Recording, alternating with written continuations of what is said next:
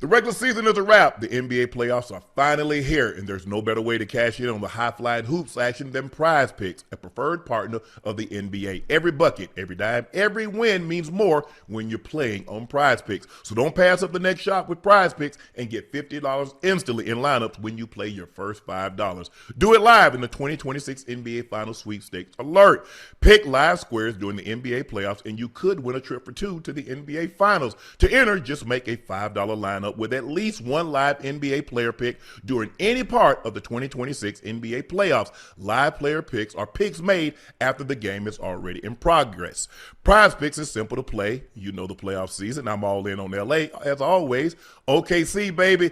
LeBron is going to light you up more. Get on the action at Prize Picks is now available in all 50 states, including California, Texas, Florida, and Georgia.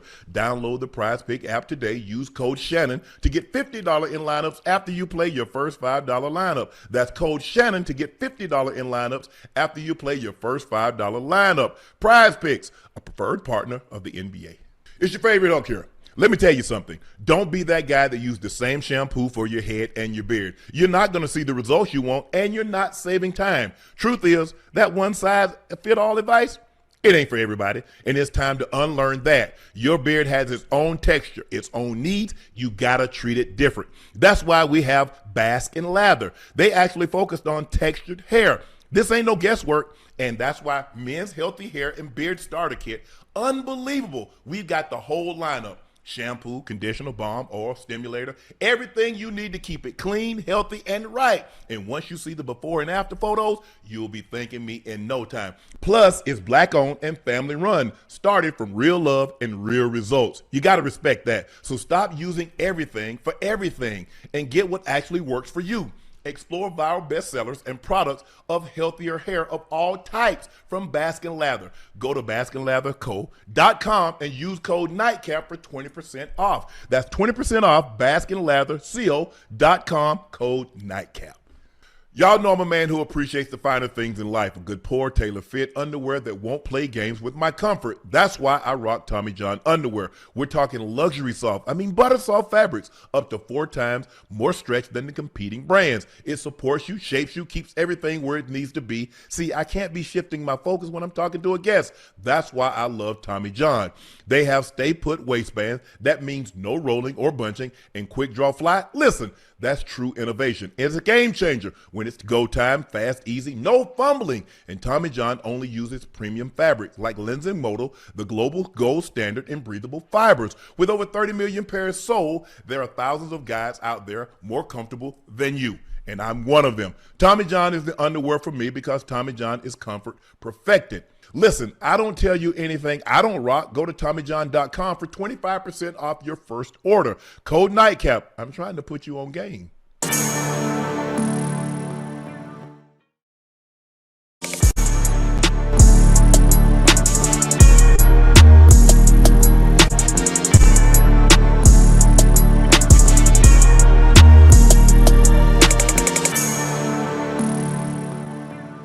Good evening, ladies and gentlemen, and thank you for joining us for another episode of Nightcap. Y'all know who I am. I'm your favorite Unc, my partner and co-host, the Liberty City legend, the Bingo Ring of Fame honoree, a former Pro Bowler and an All-Pro. That is Chad Ochocinco Johnson. And the third member of the Big Three. He's a 7-time NBA All-Star from the Atlanta Hawks, University of Arkansas alum. That is Iso Joe Johnson. And our special guest tonight, he's a one-time Olympian. He's a 75th anniversary All-NBA team. He's a former Defensive Player of the Year and a perennial All-Star. Here he is, ladies and gentlemen, GP, the glove himself, Gary Payton. GP, what it do? What is it, man? What's up, Shannon, man? And then you gonna short me down off of one of my Olympics, man. I had two of them. 96 and 2000. Yes, sir. My man, please make sure you hit that subscribe button. Please make sure you hit the like button and do us a favor. Go subscribe to the Nightcap podcast feed wherever you get your podcast from. We would like to thank each and every one of you for your eyes, ears, and your word of mouth because none of this is possible without you. So again, thank you for your support and your continued support. Those looking to purchase a bottle of Shai by Laportier, head over to LaportierCognac.com if it's currently unavailable in a state or city near you. Remember, it is a premium VSOP cognac that drinks more like an XO. Try it compared against other cognacs you may have tried or looking to try, and you'll see we have the best tasting, smoothest cognac on the market. Please drink responsibly and stay safe. Well, guys, the Lakers put up a valiant effort. They scored 39 points in the third quarter to give them a 4-point lead heading into the fourth quarter, but it wasn't enough. The turnovers did them in tonight. Far too many careless turnovers, but they played a valiant game. And think about it. You had 3 guys in mid-20s, and you still couldn't get it done. That's a very good team. Jay Mitchell, oh, my goodness. He is sensational. To watch him up close, guys, look, you got to think about this. When Shai went to the bench to start of the second quarter, the Lakers had a 5-point lead. When he came back in the game, they were up 9. Yeah. So that is the difference, because that is what they can do that very few teams can do. That when their best player goes to the bench, a lead, they eat that up. And if they got the lead, they'll extend the lead. If they're behind, they'll come and get the lead, and he comes back in the game, and Shai did what to do. But think of all the big shots that they hit down the stretch. McCain, big 3 after big 3. Jay Mitchell, the and one. It was just too much for them to overcome, Joe. What did you like most about what you saw from the OKC Thunder? Because a lot of teams might have would have panicked, like, look, we got 3 in the bag. Let's go back home and close this thing out. But they say, nah, we want to go on and finish this thing up the right way. Do it tonight. Man, listen. Hey, as we all know, man, champions prevail, bro. They found ways to win. I agree with you, Unc. I think the AJ Mitchell kid, I don't know where he came from. GP, Ocho, I don't know where he came from, but he fit perfectly. When I watch him play, it's more how decisive he is when he's out there. Like, he don't have no indecision on what it is he's trying to do. He get right to it, bro. It's like, look, I know the game plan. Yeah, we got J-Dub out, who's an all-star. Oh, well, I'm going to step right in. I fit like a glove. You feel me? And I think the Lakers played as great as they could play. I mean, they had 3 guys with 20 and high efficiency. I'm like, damn, they might have a chance to win, but OKC just got too much, bro. They got closers, they got defenders, they play great team defense, and everybody on their team know they role, man. They a true champion. True champion. Ocho, GP, go ahead, take it away. What you thought? What did you see in this game? Yeah, GP? I'm gonna go. Yeah, last. well, Shannon, I think the turnovers to beat them really toughly. Yes. I mean, when they got key stops, even though Oklahoma made big shots, even when they had big time stops, they turned the basketball over on unnecessary situations. And against a basketball team like Oklahoma, you cannot turn the ball over because they're going to capitalize because they are a great half-court team.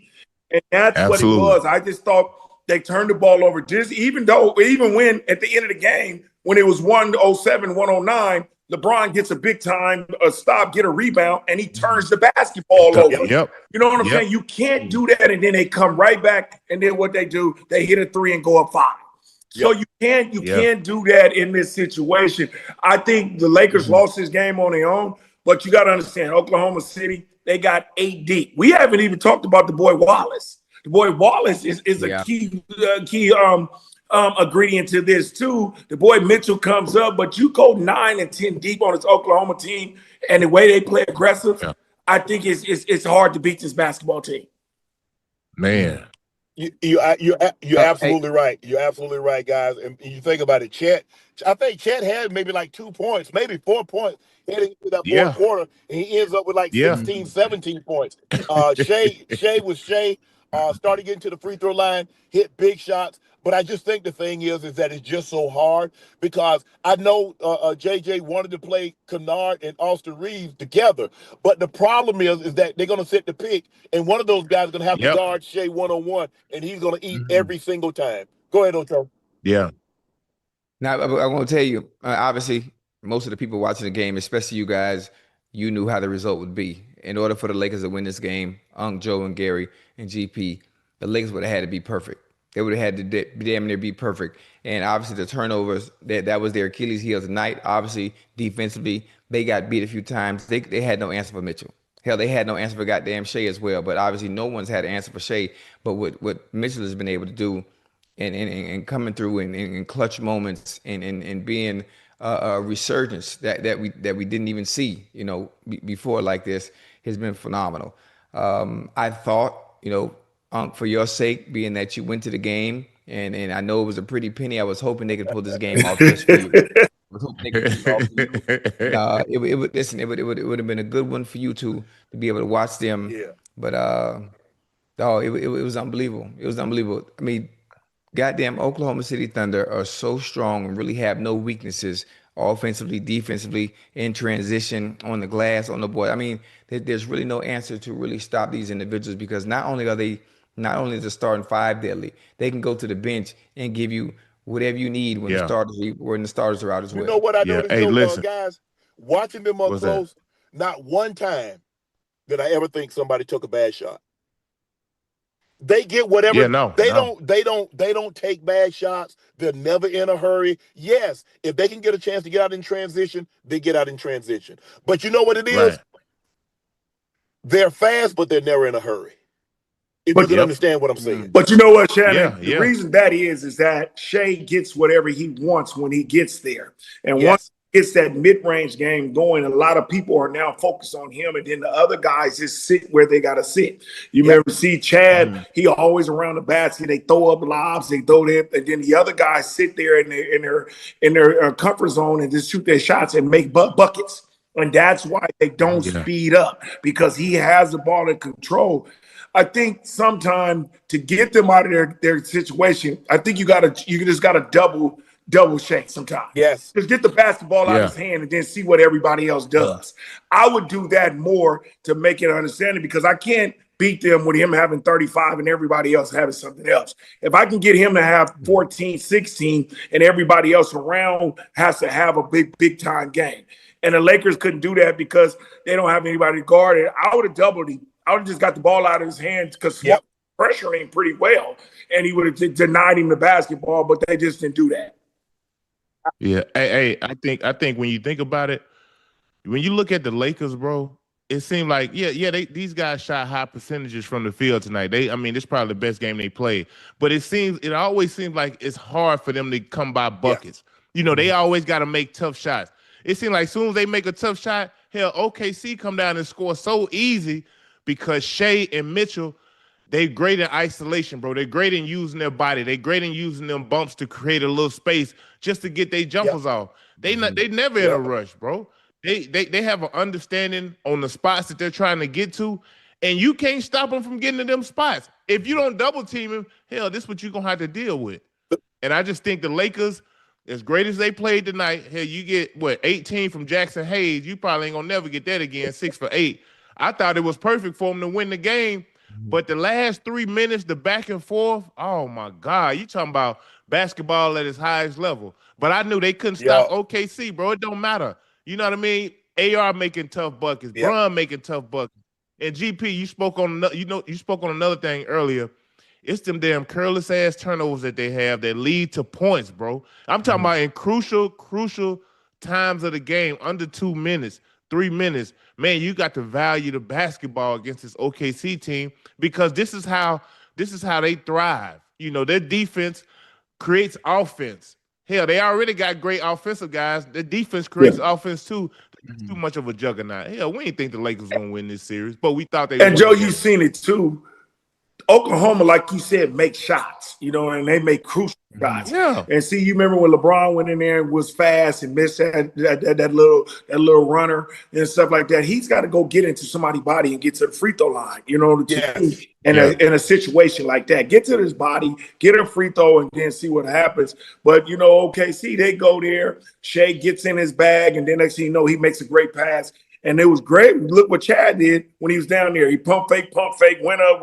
They thought he traveled, and he dunked the basketball on a crucial time of the game, and they go up one. See, that's the difference between them two teams. Oh, yeah. And the thing is, GP, you said the problem that they had tonight, that even when they doubled and got the ball out of Shai's hands, Mitchell hit a three. McCain hit a three. And what they do is that they play high-low with the big. So they trap Shai. He throws it to Hartenstein. Hartenstein takes one dribble, he throws the lob, and here comes Shai hammering it down. So I thought they did. I was saying the same thing. Get the ball out of Shai's hands. And you say, let somebody else beat you. Well, I'd be damned if Mitchell didn't do it. Kane hit a couple of threes. I'm like, Bro, he been sitting for like 10 minutes. He just come off a pick and shoot it from 25. At Yeah. some point in time, Yeah. Joe, GP, you know this guy, Ocho, you just tip your hat and say, man, that's just too good. Yeah. That's just too good. Yeah. You're Well, right. Shannon, You're right. they gonna make shots, but like we say, I still have to not have Shai have 35. I can't do it. I gotta let them beat me another way.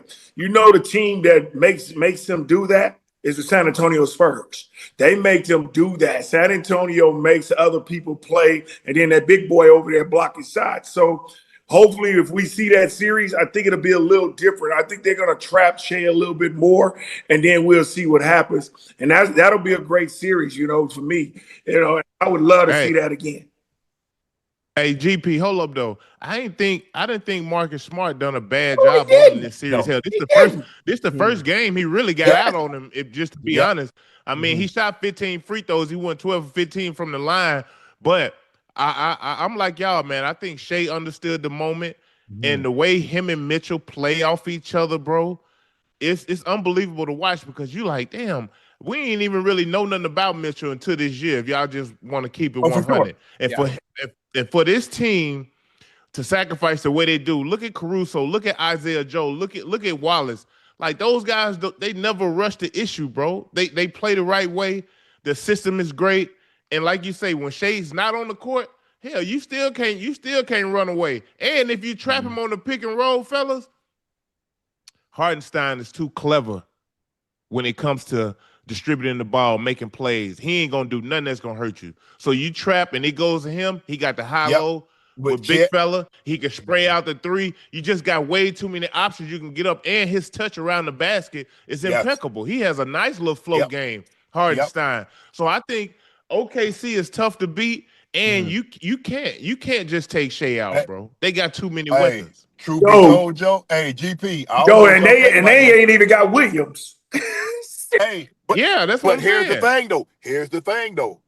I mean, Mitchell only make $3 million a year, and they got him under contract for the next 2 years plus a club option. Now, hey, I like Williams too, but y'all telling me Williams is that much better than this kid? Well, no, he ain't that much better, but he make $230 million. That's my point. But just think about it. But just think about if I take Mitchell $3 million and then I go get me, so I can get a lot of players for 2+ GP and ISO. Yeah, they might. Because this kid playing, he's this is a playoff. This ain't no regular season game now. He's doing this in the playoffs. Yeah, I agree. He did a hell of a job. He did a hell of a number on the Lakers. But I think the test will come if they have to play the Spurs because he gonna have guys who gonna be able to go off the dribble, go at him, and guys who can defend. Right. Lakers. We already know Lakers ain't got no damn guards who can defend outside of Marcus Smart, and he was doing a hell of a job against Shai. Yeah, you're right. He can only guard one of them. You know what I mean? And that's the problem that they got, Joe. When you look at San Antonio, they can throw Champagny at him. They can throw Vassell at him. They can throw, obviously, Castle at him. So they can throw a lot of different bodies at him. And so they don't necessarily have to trap. Because when you want to run your offense and you want to put Austin Reeves, who can score, you want to put a guy that can space the floor, and Luke Kennard, the problem that you run in is that all he's gonna do is call for the pick. Whoever's guarding their guard, he's gonna call for the pick. They're gonna come they're gonna come get the pick, and then guess what? They got to deal with him one-on-one. And it's every time, and that's every time. And so I was saying trap him and get the ball out of his hands, but he was making the right decisions. He was getting the ball out of his hands, and the guys was knocking down shots. And that's when I say, you know what? Hey guys, I done did everything I possibly could. I kicked him, I hit him, I called the cops on him, and they said, well, nothing we could do. They said there's nothing we could do. Hey, them 19 turnovers just hurt you, bro. Austin Reeves had 8. He had 8 by himself. I think Marcus Smart had 6. I think LeBron had 4. Yeah, that's just far too many turnovers. All right, guys, I'm at the hotel now, so I'm heading up to the room. I'll see y'all in about 2 minutes. All right, we'll catch you in a second. Hey, Ocho. Yes, sir. Talk to me. That was a hell of a game, though, bro. It was. It was. But listen, Joe, I think there are a lot of people that were watching the game. Those that are fans of just NBA basketball in general. Yeah. I think they were probably hoping that the Lakers could pull this off.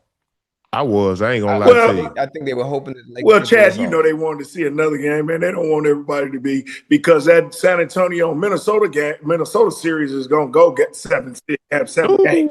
They're Yeah, gonna go 7, so it's absolutely. gonna give Oklahoma too much rest, man. And then we're gonna see what happened. I wanted to see the Lakers go one more. Let's go one more to make TV and make us see basketball. You know, Chad, we want to see basketball. Yeah, You know what I'm yeah, yeah. saying? Yes, It's sir. just Yes, like with the sir. Knicks stuff, man. We didn't want to see them sweep them, man. So the other series is Oh good. So man. it's crazy that we got 2 sweeps, but the other 2 series is 2-2. I'm happy Detroit Yeah. lost today, so we can see them a little bit more. They gonna go. They gonna go Yeah. 7, I think.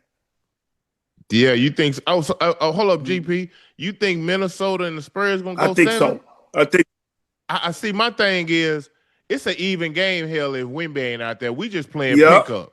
But Yeah. when Wemby out there, it's GP, it's different. just too It's much, different bro. It's because too Joe, much. he changes It's shots. He do things. He's so big. He can handle the basketball. He just altering a lot of things, man. And he changes the game. But when he get out, everybody else is whatever. You know what I'm saying? So yeah, I mean, yeah. it's whatever. If he don't play 44, 45 minutes, they ain't gonna win. They're not gonna win. You see, when he got kicked out the other night, they couldn't do nothing with Yeah. him, man. You know. Nah. It's an even game when he's Yep. not out there. But when he is out there, I agree with you. He the cheat code, bro, Yep. because not only can he score, but he's a hell of a distributor. He get guys involved because he draws so much attention. And hell, all you gotta do is throw the ball toward the rim, And bro. he gonna go get it. Like it's just too much. He puts so much pressure on you. And even if he don't block your shot, GP, hell, when you drive in there, he the first person you thinking about, like, damn, hold on. Can I get this off? Do I need to just kick it out? Yeah, where he at? You know what I mean? So he always got you thinking, when he's out there on the floor. And when he went out the other night, you seen how the lane just opened up. Guys were just kind of getting what they wanted. They were playing, both teams playing small ball, and I felt like the advantage was for Minnesota because they got Randall. Randall has to be that bull in the China shop, bro. He got to continue to put his head Yep. down and make things happen. And I think, Minnesota got a chance, but I don't know if they can win the series. I don't think they can man. win the series either, Joe. But I know I think they're gonna beat them. They're gonna beat them in Minnesota in Game 6. I think San Antonio will come out and probably try to destroy them in Game 5. So I just Yeah. like it. Dude. Shoot, man, we can get on a Sunday and see TV, man. We can see one of them hot ones, Yeah, man. yeah. That would be good to see 2 Game 7s, man. To just see who can go to the to their conference final. That'd be great. Yeah, I think my bad. Go ahead, Ocho. Now, I won't say for some reason I don't know why, Joe, and I've been right with my basketball take so far, especially during the playoffs. Hey, GP, Damn. I've been right about all my takes so far, right? But I have a feeling I don't know why. As much of a difference as Wemby makes when he's on that court, whether it's defensively or offensively, for some reason I think Minnesota's gonna find a way to get it done. I don't know why I'm saying. Do you really? The series? I do. I do. Hey, GP, I don't know why. Joe, I have no idea. Obviously, both of you play the game at a very high level. You know much more about the game than I do. The people in the chat are probably going to laugh at me and say, Ocho, please, you don't know ball. Sit this one out. But for some reason, GP and Joe, I have no idea why. I just feel they're going to find a way to get it done. Just like last year, Chad. They did it last year, man. They got into the Western Conference Final the same way, and people didn't think if that boy Edwards get hot or something like that, man. Hey, it could happen because it's 2-2 now, and we didn't think it was gonna be like this now. Nah, but listen, GP. Ant-Man, he's getting healthier and healthier by the day. I think that's been the key thing because to start the series, you remember now he was coming off the bench. And by game 3, when they got home, hell, he was starting. And he's been a whole totally different monster. But my thing is, when you think about it, fellas, with Wemby getting kicked out the other night, I know he pissed off about that. GP, he probably gonna come out trying to prove a point. Put his stamp on the game hella early. So I think it's gonna be a tough game 5 for Minnesota. But obviously they've won on the road. They've won in San Antonio before. I think they may can do it again, but I think the Spurs gonna be way too desperate. to be able to lose game Not 5 this at one, home. Joe. Joe, they're gonna blow them out, Joe. I know San Antonio gonna get that. They're gonna blow them out, man. They're gonna blow them out in San Antonio, man. Watch what I tell you. Yeah, Minnesota ain't gonna have a chance. But you know what, guys? Watching the game up close and to watch Shai, because I've seen the Thunder play before, and I've watched him before. Yeah. Bro, he is so methodical. He knows, he's like, I want to get here. Now, I'm going to let you push me all over here, and I'm going to let you, if I got to go, look here, all I know is I'm going to California. Now, if I got to go to New York, and I got to go to Massachusetts and come back down to drive down to Miami, cut through Georgia and Alabama, I already know all of that. But I'm going to get to California. And you cannot stop me. Bro, think about it in that fourth quarter. The and one that he hit. Marcus Smart can't play it any better than that. He played it, beat it to the spot. He challenged the shot. He hit the shot. He fouled it, and he made it. What did he do? He get Jackson Hayes in a switch from 3. Boom. Yeah. Jay Mitchell, what did he do? He get him in a switch. Boom. And no matter what, and Mitchell, man, bro, he made some shots tonight. He made some shots tonight. Because I was at their end where they in the second half, so I can see. I was like, ain't no way he gonna make. How he make that with that angle? Yeah. And the guys around me like, man, how did he? Bro, hell, I'm asking my damn self how he made that. Hey, I just want y'all to know, y'all gonna see this outfit again. I had it on for 2 hours tonight. It's an LV, and I'm wearing it a damn again. So when you see, hey, Unc, did you have that on at the game? You're damn right. And I got it on again. So I'm just telling you now, keep your mouth closed because I'm going to wear it again. Hey, Unc, tell him to mind their business, man. Get your wares out there. Get your money. I sure am. Hey, and I'm going to tape Nightcap. I'm going to tape Club Shush episode in it tomorrow. So you're going to see it again in 3 weeks, and you're going to see it again out somewhere. So I'm just telling you now. You gonna wear that thing out. It ain't gonna be no. I will get my money worth out of this. You damn Skippy. Hey, fellas. Hey, when you look at it, Ocho, GP, the great ones, bro. They understand the moment. They know how to get to their spots. I don't give a damn what you do, bro. They know how to manipulate the game. GP, you know this, bro. Playing at the highest level, winning titles. Hey, the great ones, the great guards, bro, they know how to manipulate the game to get to wherever they want to on the floor. Hey, if you don't trap him and get the ball out of his hands, he probably gonna make it. Hey, Joey, just like a Michael Jordan, man. I played against that dude all my career, man. When it's time for him to play, they play. You know what I'm saying? Yep. They go and get their money's worth where it's at. He reminds me, because of his mid-range game, as a young DeMar DeRozan. They right there in their mid game, and they stay that way, and he makes shots. You know what I'm saying? Like I tell people, you cannot stop a score. You just got to contain him and hope that he have a bad game, and then let everybody else hit him. But this Oklahoma team, they got too many weapons around them, and they make shots, and it opens everything up, and then you can't double him. You can't, because if they making shots, you can't double him, and then you got to hope that somebody can guard him. And the Lakers didn't have nobody. Reeves and Kennard can't guard him. You know, if they switch on him, they can't guard period. They lunch meat. That's lunch meat. Yeah. Hey, they can't guard it. Because think about how they started the game. Lou Dort hit two bomb threes. So now you're like, well, damn. Caruso comes in. He makes 3 bomb threes. And so you say, well, damn, if we trap him and they hitting shots. Mitchell was 12 of 18. We've seen Mitchell play at an elite level. Now, look, some of it is the Lakers because they can't defend, but I don't want to shortchange the guy because the guy's been playing extremely well. He didn't even make the playoff roster last year. Now this man looking like hold on. I got teams out there looking like, hold on, wait a minute. He need to be on our team doing that. He don't need to be on no bench. He don't need to be on OKC's bench. He needs to be on our bench starting. He's good. Look, and Chet and those big guys, they deter you because they're every bit of 7 foot tall, and you ain't getting anything easy. Because even when they just go straight up, you can't see the basket. I'm like, what? No, sir. But they play well off because they're not a whole lot of teams. They ain't but 2 teams, them in Cleveland, that really play 2 bigs in their starting lineup.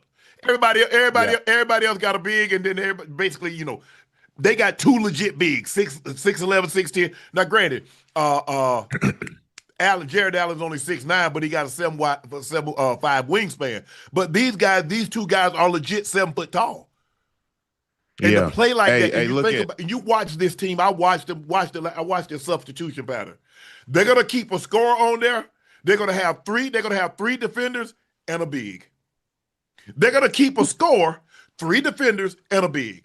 So it is going to be Lou Dort, it's going to be Wallace, it's going to be Caruso, it's going to be some combination, and then you're going to have Shai, and you're going to have one of those big. You have Hartenstein, or you're going to have Chet. So they're so they can switch a lot of things, and those big guys move better than you think. They're not slugs. Man. They're not slugs. They're not nailed to the floor. Man.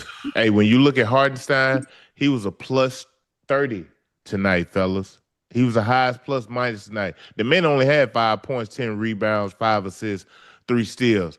He is such a pivotal part of what Oklahoma City does offensively and defensively. Like, he plays hard as I don't know what, and then he's a great facilitator, bro, and getting other guys involved. I think OKC got a great mixture. Now, I think everything is yet to be seen whether they can, compete with the Spurs like this, because the Spurs is such a juggernaut, and I think it'll be a hell of a series. But obviously, they got to get out of that series against the T-Wolves. But OKC got everything you need, bro, from scorers to hard workers, great teammates. I think from top to bottom, it's going to be hard to beat these boys. But Joe, the thing that they got over everybody is all 10 of them dudes coming in, they play D. They play on, and you know what I'm saying? And they don't let off. So you don't have to get a let off when somebody sub for somebody. So that's why it's so hard to beat this team. But I think that Spurs team match up with them very, very well, athletically wise. Because they got defenders also. Yeah, they got defenders too. And you remember that they won. They won 4-1 in the regular season. But they didn't make the regular season. Now this is playoffs. So we got to see what happens. But I still think that'll be a good matchup, because I think both of them teams are going to play D, and both of them all of them got dogs. And everybody got people coming off the bench too. They both got dogs. So I think I need somebody to explain this to me. The game time 3. The guy that has the highest field goal, the highest 3-point percentage in playoff history. The guy that's leading the Lakers in threes. Why the hell wasn't he on the court? I need GP. You played Joe. You an all-star. GP, you in the Hall of Fame, got Olympic gold medal. I need you to explain. Ocho is the equivalent of your best wide receiver. It's the same thing would happen. And I don't know if you guys remember. Y'all remember USC played Texas, and they have a 4th and 1, and Reggie Bush ain't on the field. The guy that won the Heisman Trophy, he ain't on the field. We got a big a 4th down situation, and y'all throwing the ball, and Ocho ain't on the field. What the hell are we doing? He's your best 3-point shooter. Well, Shannon, you know what that was called? I think JJ really went off the defensive end, because he thought that Kennard couldn't guard anybody. So he didn't want to switch up, because they were getting in the pick and roll, and they was keeping Kennard in the pick and roll. And every time they got in the pick and roll with Kennard, something special happened. So he couldn't guard nobody. So he said, man, if I can stop him, I can go down there and score with Reeves and them like that. And I think that's what his decision was made, for defense instead of offense. And it probably wasn't a good choice, but that's just the way it go, man. That's what I thought he thought. GP, Joe, you get the rebound, you get the stop. I'm taking a timeout, because I want the best. I want the best 3-point shooter in the game. Yeah. I gotta think about something. He hit a 4-point play to tie the game up. He hit big shot after big shot after big shot. He's been hitting big shots. If you look at it, the 4 games, he's been their most consistent offensive player. No question. I got to get him in the game, guys. I understand what you're saying. It's like, okay, defense, okay, we've done what we're supposed to do. And I know you don't want to burn your time out, but I got to have him on the court. I just got to. Yeah. Hey, look, I understand what you're saying. I think due to timing and the set that they ran when Austin Reeves kind of came up and got the ball, I don't think they wanted OKC to foul. You know what I mean? Which is why I think AR kind of, he probably should have shot as soon as he caught it, but he took an extra dribble to try to get a little closer. But I mean, I get it. You know, Rui probably should have been in the game. And you're right. He's been the most consistent guy, you know, from an offensive standpoint. I mean, hell, he shot the lights out this whole entire series, fella. Yeah. Mm-hmm. I mean, he played great off Bron and AR. I mean, I'm like you, man. I'm watching. I'm like, damn, big shot after big shot. You know, just staying engaged, bro. I thought they played well enough to win offensively. And they just can't stop no damn body. Hell, we knew that from the jump. The turnovers, like you said. If first of all, if my offense is pedestrian, the last thing I can do is turn the ball over because it's so hard. I have to expend so much energy, GP, to get back into the ball game that by the time I get back, I get even with it. There's 2-3 minutes left. I'm out of gas. And then Shannon, it's unnecessary turnovers. Yes. They throwing the ball away, man, just throwing it up there and they tipping the ball. One time Smart just turned around and threw the ball and it was an interception. Wasn't nobody even there at half court. I said, what are you doing? I was right there. I know what to play. And Austin Reeves tried to feed Rui from half court. And he threw the ball underneath. I was like, bro, I'm like, and then you remember Smart did it again, and they kicked the ball off the backboard and came back. You know what I'm saying? Them turnovers right there is costly, especially with LeBron's turnover with only a minute to go, man. It was a minute and now because at that point in time, what were they? Were they down? They was only down 2. 107, 109. They could come down there and put pressure on them, but they came right back. And then you remember they hit a 3 and they went up 5. Yep. Listen, they playing too many damn minutes, fellas. Them dudes tired, man. Rui played 43. Bron played 40 minutes. Rui played 43. I mean, he's trying to give Bron. The problem is that he's trying to give Bron a minute here. Okay, timeout there. So we'll give you a minute. They're gonna take a timeout, so that'll give you extra. But he was exhausted. Man. He was exhausted. And the thing is, look.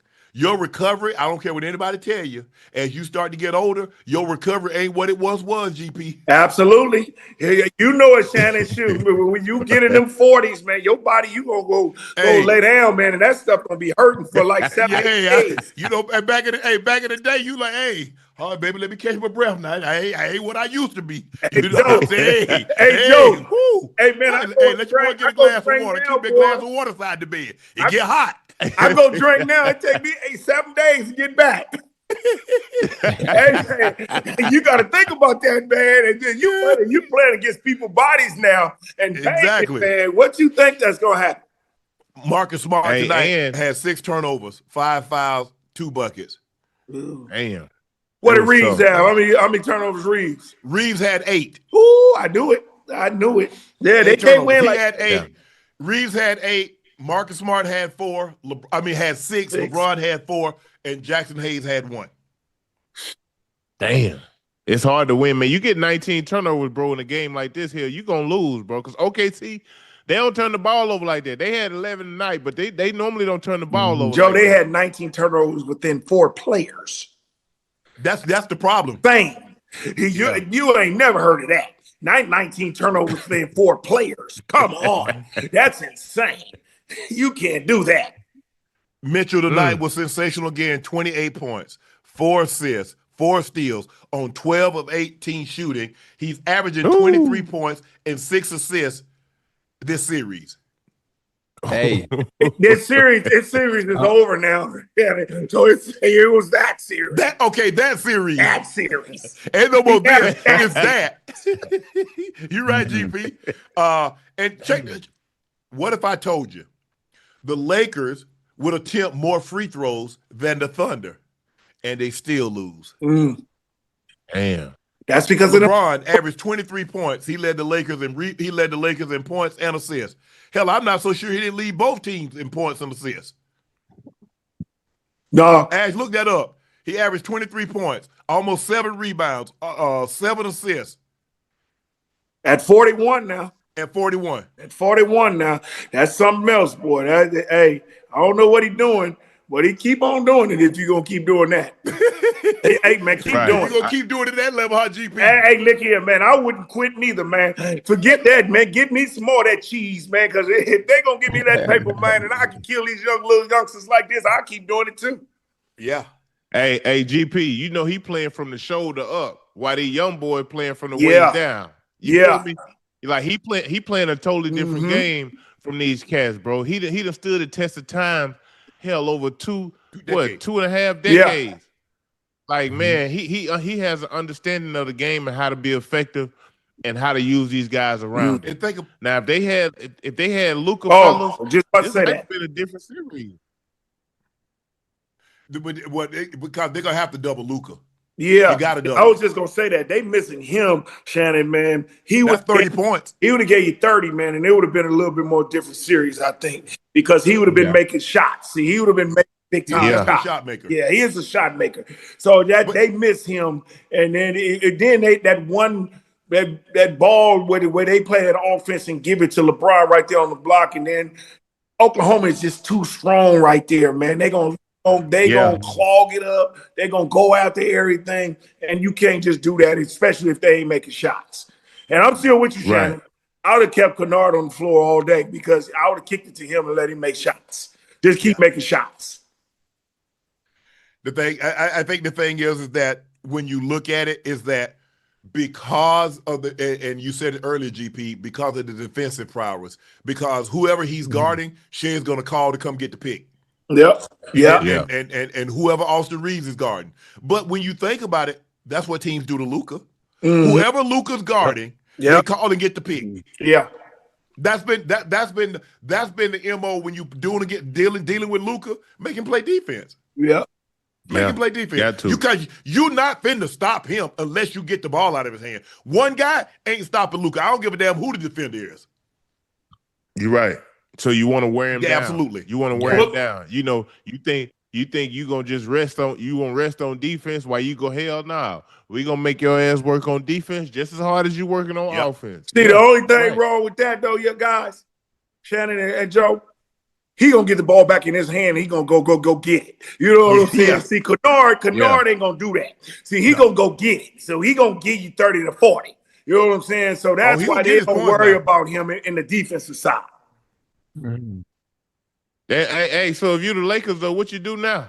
Where you at now, fellas? Home. I'm saying. Well, I think they got to go get me. They got to go get a point guard. They got to see what they're gonna do with LeBron. Get Luka healthy. I would keep Kennard and Rivers, and then you just got to build from there. But they got to go get somebody who can play defense. I think they got to need wings. That's what they need. They need wing defenders. Defense. This is what this NBA is about right now. 6'7", 6'6", guys who can do it. You know, like the Johnson brothers from Detroit and and Thompson. The Thompson brothers. The ones from here from Oakland. Them two dudes can defend. You got to get players like that to come on your team to help. And that's what it's got to be. And I think the Lakers got to do that. They got to make moves, and that's what I think they got to do. I think Austin Reeves, to watch the maturation that he's gone through as an undrafted free agent, to average 7 points, to average 12 points, to average 18 points, to average 23 points. Yeah. But the guys, if you put him and Luka in the backcourt, the one thing the West have is that they have guards. You look at Book, you look at Murray, you look at Castle, you look at Shai, you look at everybody in the West. What do they have? Guards. What can't the Lakers defend? Guards. As my guy Ha Davis say, guard. You forgot about the Clippers. Defend them. Chad, you forgot the Clippers, the Warriors, all them guards. That's what they got. And GP, that is their problem. They can't defend the guards because they come to WUC every time. They try to trap Shai. Shai find the open guy. They knock the shot down. Now, granted, guys got to knock the shot down, and you got to roll the dice. But at some point in time, you're like, look, we got to play you. We got to play you straight up. We got to play you straight up. And with the exception of Marcus Smart, he's the only one that can play really on the wing straight up. Yeah. Hey, and when you think about it, The Lakers know them dudes can't guard, fellas. Yeah. Hell, what they got to do is they offense has to be their defense. I mean, that's how they have to offset it. That's why you got Luka scoring 33 a night. Hell, you can deal with him not being a hell of a defender. If you gonna give me 33 a night, hell, Right. we'll have to live with the results that we get Yep. defensively. And I think they know that. It's just to play against this OKC team, bro, without him, you have no chance in Nah, hell. not at all. You know, this OKC team, like we said, they so deep. You know what I'm saying? So you can't make mistakes against them and think that and like what Shannon said earlier, they play at their pace. They do not let you run, speed them up. They don't let you do nothing. And once they do that and they get you in that bag and they start hitting and them dudes making them shots, it's too hard. And then them two big men, them two twin towers are playing very, very well. They just playing very, very well together. And they play together and they get it done. So it's just hard to beat them. You can't make mistakes. And like you said, Shannon, they knew, Chad, you knew they couldn't come in. The Lakers couldn't come in there and make no mistakes. They couldn't make no mistakes. They had to play a perfect game for them to win the basketball game. And they didn't. If you think about it, the question is, now, the Lakers season is over. Now, it don't just start now. This is something that upper management had to been thinking about for a period of time. Because no matter what, whether you went out in the first round, the second round, or you won the NBA Finals, there's going to come a time that you're going to have to make some decisions. LeBron James is not under contract. Austin Reeves is going to want max money. What we doing? Is this the last time we see LeBron in a Lakers uniform, GP? ISO? You know what? I don't think so. I think they're going to probably give him a 1-year deal for about 30, 35 million. Do it like that. And then get Austin Reeves to do it. They're going to restructure him. I don't think LeBron wants to leave anyway, neither Shannon. He's too comfortable in LA right now. His family is comfortable with that. He's not going to go anywhere. If he does, the only person I think he would play with right now is Steph Curry. It's the only player I think he'll play with. He'll come down here to Golden State. They'll do something, make some moves. But that's the only thing I think he'll do. He'll be close so he can be close. Think he ain't going back to Cleveland. He ain't doing none of that. But I think the Lakers are going to sign him back. I really, really do think so. And I think he's going to get a 2-year deal or something with him having an option in his second year. And then they'll go from there. And then they're going to have to revamp their team. I don't know. Hey, Unc and Joe and GP, we just talked about this the other night. And the first thing I said, LeBron always wanted to play with Steph. LeBron always wanted to play with Steph. Steve Kerr signed a 2-year deal, obviously, to remain the head coach. Steph is still there for 2 more years. And LeBron, now with this opportunity, the Lakers not extending him. The fact that they didn't extend him, before knowing that his deal would be up at the end of the year, I don't think he's going back. I think he's going to take this time to fulfill one of the dreams that he's always had outside of playing with Steph in the Olympics, playing with Steph in a regular season game, wearing the same jersey on the same team. Hey, listen, when you think about it, I understand what GP's saying. I hear you, Ocho. But we know LeBron to do something a little different, man. Yeah. He normally, he'll go against the grain now. I think he's going to assess everything that's going to happen in this postseason. And I think if you're asking me, I don't think he'll mind getting out that Western Conference. Now, I don't know if it's going back to Cleveland, but I just think I can see him making a move because I think he always gonna have his place. Obviously, he's probably still have his place in LA. Correct. And hell, he gonna be able to. The money he make off the court, he always gonna be good. But I can see him, man. I can see him leaving the Lakers. I can see him coming somewhere out east, to kind of lighten that load a little bit. Yeah, Joe. I really think he's gonna stay west, Joe. He built that big old house, man. He done spent so much money over there, man. Them kids is loving it, and his wife loves it there. I know, man. I don't think he's gonna come to the east because that's gonna be a little toll for them to go back and forth. Like I said, I think Chad is a good shot. He coming to go. He could go to. If he leave, he going to Golden State. I'm telling you, he coming to Golden State if he leaves. But if he don't, and I don't think Jeannie Buss gonna let him go. I don't think she's gonna let him get nowhere. Because she's still running that thing for a little bit for like the next 7-8 years. You know Yeah, what she I'm saying? got 5 years. She Yeah, got 5 years. so she can run in it still. And she's not gonna let him go nowhere. I think him and Luca, they'll be okay, man. That's a draw. They sell out everywhere they go. Yeah, and I don't think he wants to. He don't want to get that up. You know, he got all them movie deals and stuff in LA. It's Yep. always sunny there. Keeps his body right. He ain't coming. I don't think he comes to the cold. You know, I don't think he gonna go that cold.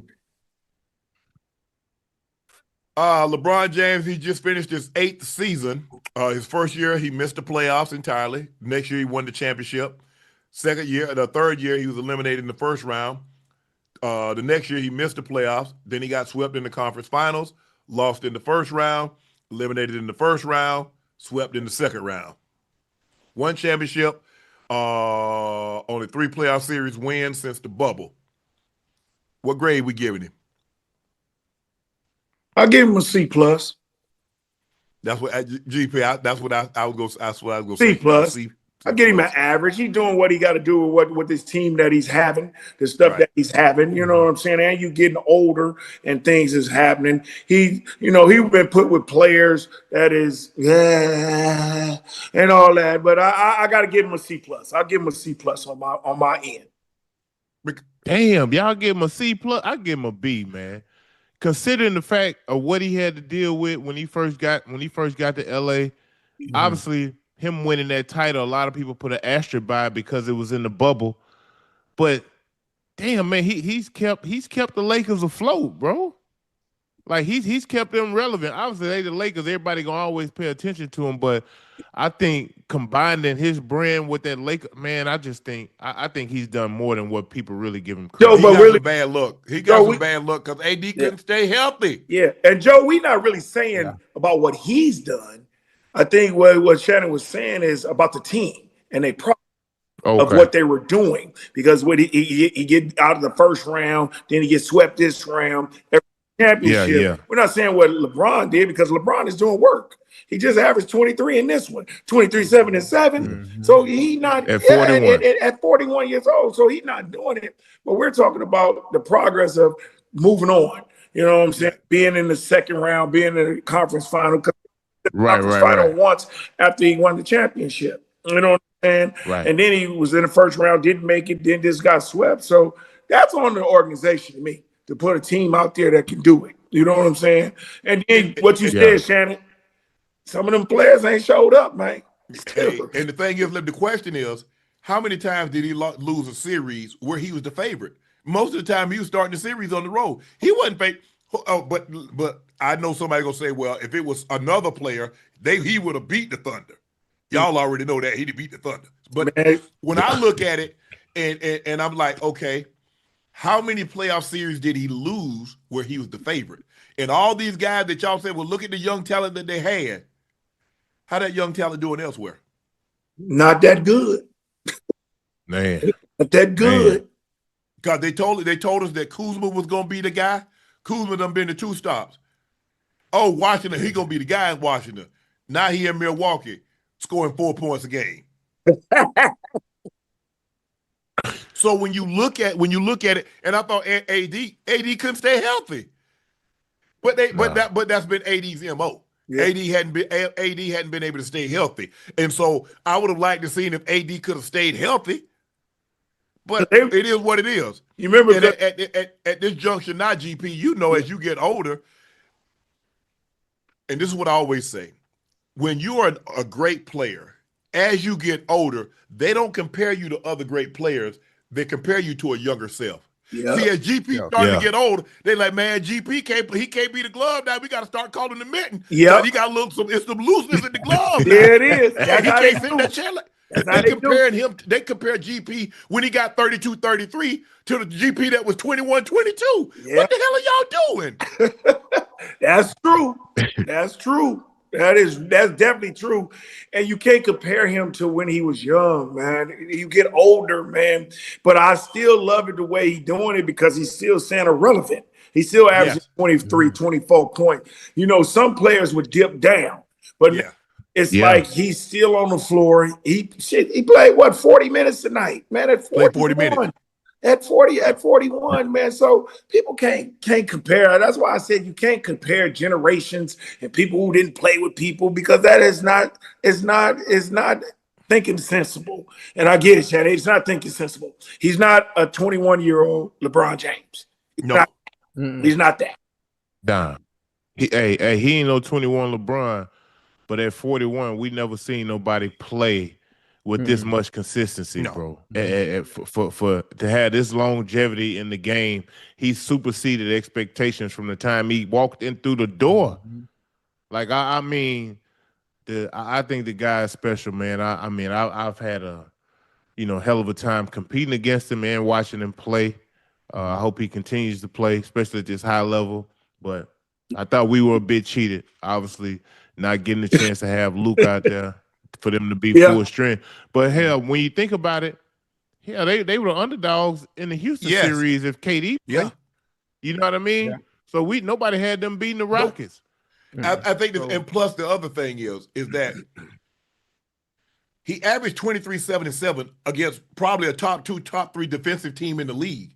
Everybody don't play defense like OKC. They the number one. Imagine. Number one. Huh? They're number one. Okay, they're the number one defensive team. Everybody in the NBA doesn't play defense like that. He averaged 27. He averaged 20 points, 7 rebounds, 7 assists as the third option. What third option can give you numbers like that? Not too many. Not too many. No. And you saw when Luka goes down, AR was out a little while, but he's like, I got it. Getting to the playoffs. AR missed the time. He's still doing what he did. Yeah. But then Shannon, you remember when they both was out, he carried them in the last part of the season. Yes. They won about 12 out of 14 games. You remember that to move up to the number 4 spot. You know what I'm saying? And he was killing. He was averaging like 30, 10, and 12 or something like that. You know, and it was amazing to see a guy like that work like that every night for like 15 games in a row. Hey, and I think he cherished that moment too, because he started the season late, obviously missing the first 15, 17 games of the season. And the Lakers were playing so great that he didn't want to be disruptive. He just came in and he was that Swiss Army knife. And he played that all the way through the season until them boys got hurt and went down. And then he stepped up and kind of showed, look, I can still be the primary option, score points, get guys involved, be the guy who I've always been. I just think when you get into a playoff series, GP, this, bro. We trying to expose it. We trying to expose you. Whatever your weakness is, that's what we're trying to expose. And I think OKC just done a great job of just being relentless throughout the whole entire game with their pressure. And at some point, you'll have a tendency to fold. And Lakers, normally it was the third quarters, but I thought today, man, they played a well game. They stayed within reach. OKC got closers, bro. Yeah. And that's the difference. And and GP and guys, I was thinking, if you put LeBron James on a bad team and say, you the number one option, he still could give you 27, 28 points a night. He averaged 30, Shannon. He averaged 30. In this league, he averaged 30 on a bad team. You put him on Sacramento right now, he averaged 30. Easily he'll have 30. Because in the postseason, because think about it, LeBron was like tops and fast break points. In the postseason, you don't get a whole lot of runouts. You got to get all your points. You got to get a lot of your points in the half court set. Yeah. Because the teams value the ball. Well, most teams value the ball. Clearly, the Lakers didn't value the ball this playoff series because, hell, they had 19 tonight. They had 20. They had 20-something the other night. And that's why the games got so lopsided. But they played, because normally the third quarter is where they lose the ball game. But I thought they outscored them, 39 to 31, 39, 31, something, 39, 35, 39, something like that. But then the fourth, because in the second quarter, they had a 5-point lead, and OKC going a 17-0 run. Sure did. And went 17-0. Yeah. Yeah. They had 2 turnovers. They made 2 threes, 2 turnovers. And next thing you know, they done scored 10 points. And they down 12 easily, quickly. They were down 12 quick. And y'all know you can't have them lows against OKC, brother, where you can't score the damn ball. because they always gonna be able to get points. And with them being the number one defense, this is how they win, bro. They're gonna have a quarter to where they're gonna hold you at bay. You know what I mean? And typically it's been the third quarter for the Lakers, but like tonight in that second quarter, I was like, damn, they couldn't buy a basket. They went almost 6 minutes, Joe, without scoring a point. I seen that. Because Shai went to the bench, because Shai always start the second quarter on the bench. They down 5. Yeah. When he comes back in the ball game, they're up 9. DeAndre Ayton says he hadn't thought about his player option for 26-27, says he trusts his agents. I love it here regardless. Early in the day, DeAndre Ayton showed off his brand new dominating chain. Take a look. Look at this guy. Okay. He need to melt that down. He need to melt that ish down. Look what that man say. That man say dominating. Who? Hey. I want to know who is he dominating? What is he dominating? Look at that. Hey, Aiden enjoying life, man. Man, I might send them goons to snatch that. Ain't no way you supposed to be. Come on, GP. Look at that. Hey, I don't know what he thinking about that one, man. Hey, man, look at him. Hold on, GP.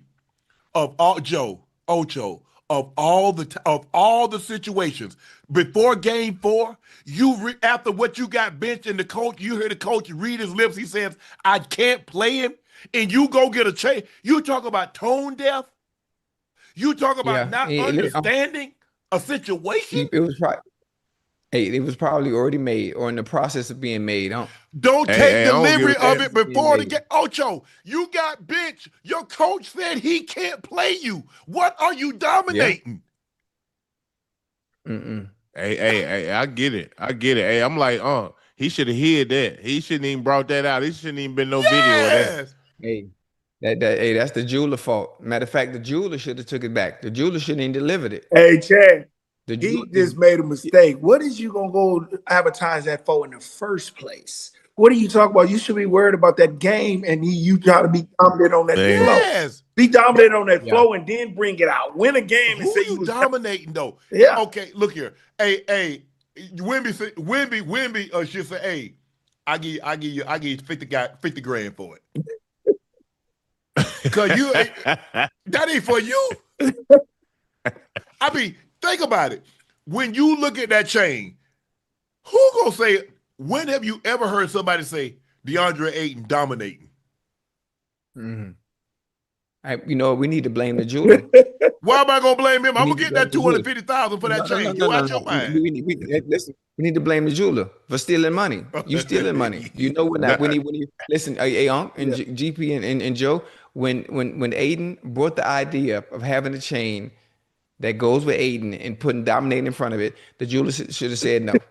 I can create something else for you. I should create something else. I'm in the business of making money, Ocho.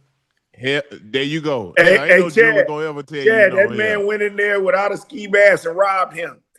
He went in there, nigga. He didn't have no ski mask on. He just said, "Lay down." That's all that was. There we go. Just of all the time, but my problem is, look, I ain't got no problem. The man making big money, he want to get him a chain. But you going to get that chain and you going to put it up on social media to the day of Game 4, after you got benched in Game 3 and your head coach says, "I just can't play him." Bro, what he score, 4 points? What he score tonight? What he had tonight? 6 points tonight? Think he had like he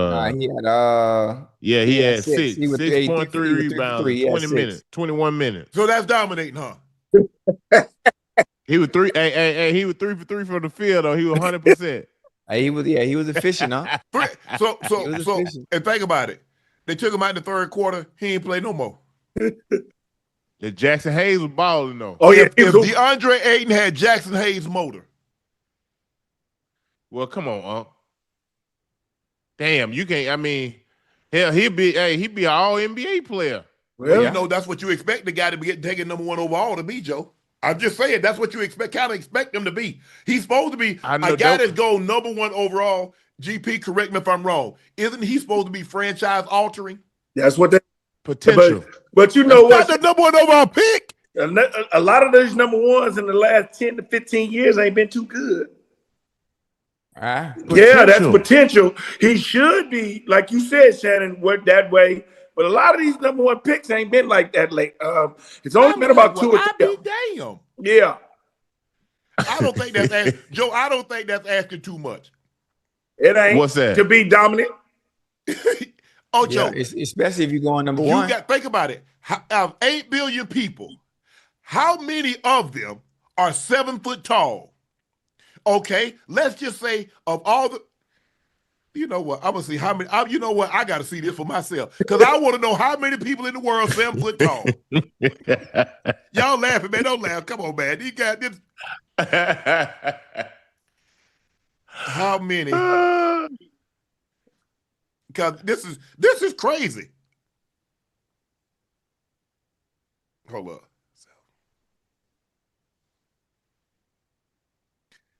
He just ain't that guy.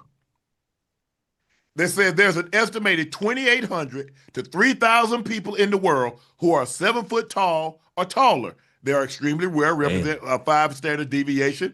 So an event meaning 1.6 people of every 4 million are at least 7 foot tall. And the estimate in the United States is estimated between 85 and 150 people. The United States got 360 million people. They said there's between 85 and 150 in the U.S. that are 7 foot tall or taller.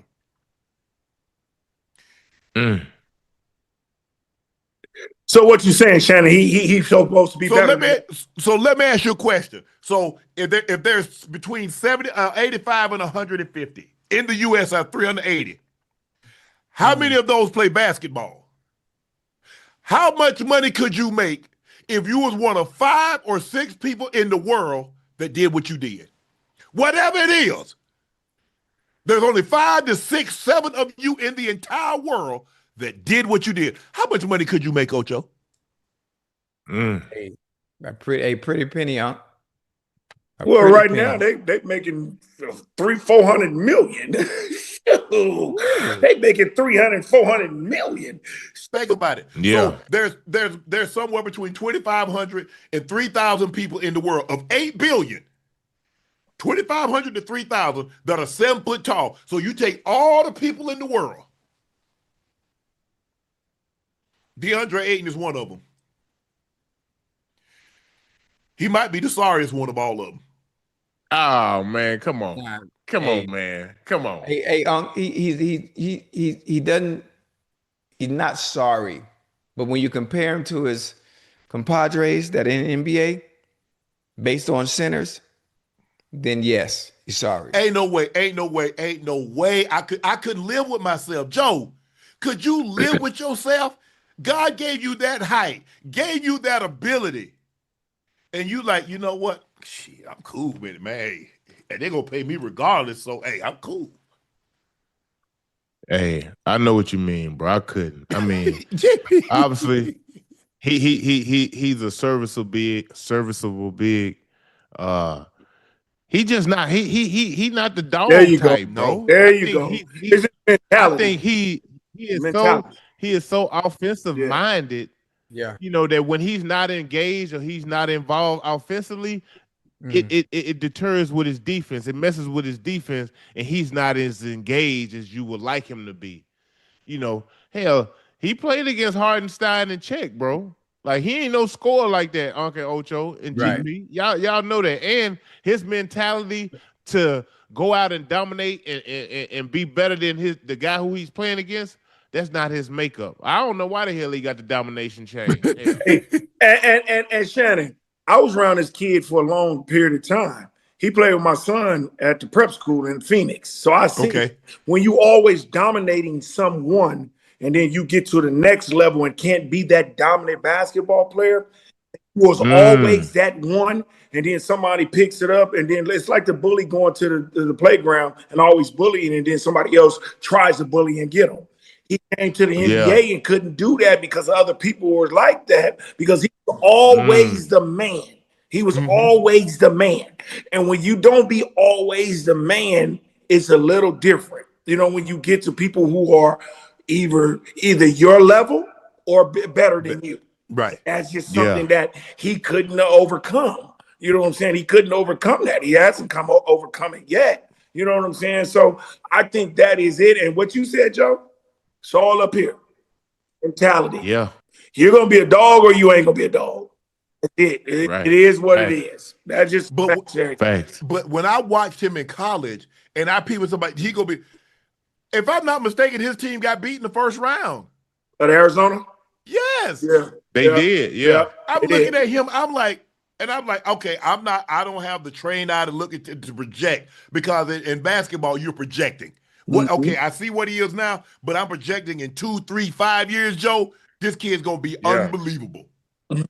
Yeah. I'm looking at, I'm like, I just don't see a motor. I just don't see effort. I don't see hustle. I don't see heart. I don't see determination. I see a guy that's 7 foot tall that's gotten by because he's always been taller than everybody else. And as GP said, he can dominate because he was, but now the NBA got a lot of 6'10", 6'11", 7 foot tall, 7'1" guys.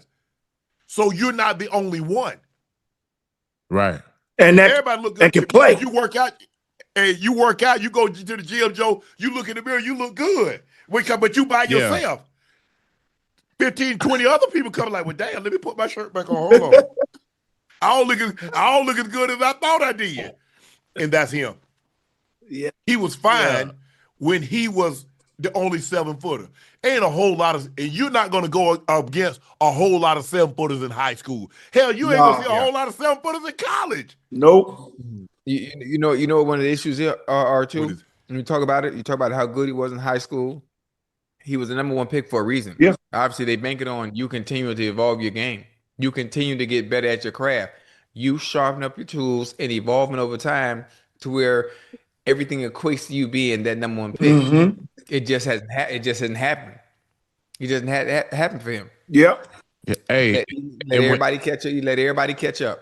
Yeah, and when you bigger than everybody, and you got a nice little touch around the basket. Hell, in high school and college, can't nobody do nothing with you. That's why they draft you on potential. Well, damn, maybe potentially he can come to the NBA and still be as dominant as he is. It just don't happen that way. Hey, bro, you gotta work. You come in as a 20-year-old, 21-year-old GP. You know this. You got a dude already in the NBA. He been in the league for 8 years. He 28, 29 years old. Hell, he got a family to feed. Boy, please, you think you finna outwork him or outplay him? You got another thing coming. So mentally, you got to tap into something else, bro. You ain't never been challenged like this. That's what I feel. I feel like Aiden didn't really get challenged, bro, until he got into the NBA. Well, and the money tried to challenge him, and then he bucked and he wanted to leave because he's never been challenged. But that's what we dealing with. But we all got it. We all know it too, though. Shannon, Joe, Chad. When we went to the pros, we was different. It's a different mindset about a lot of things, man.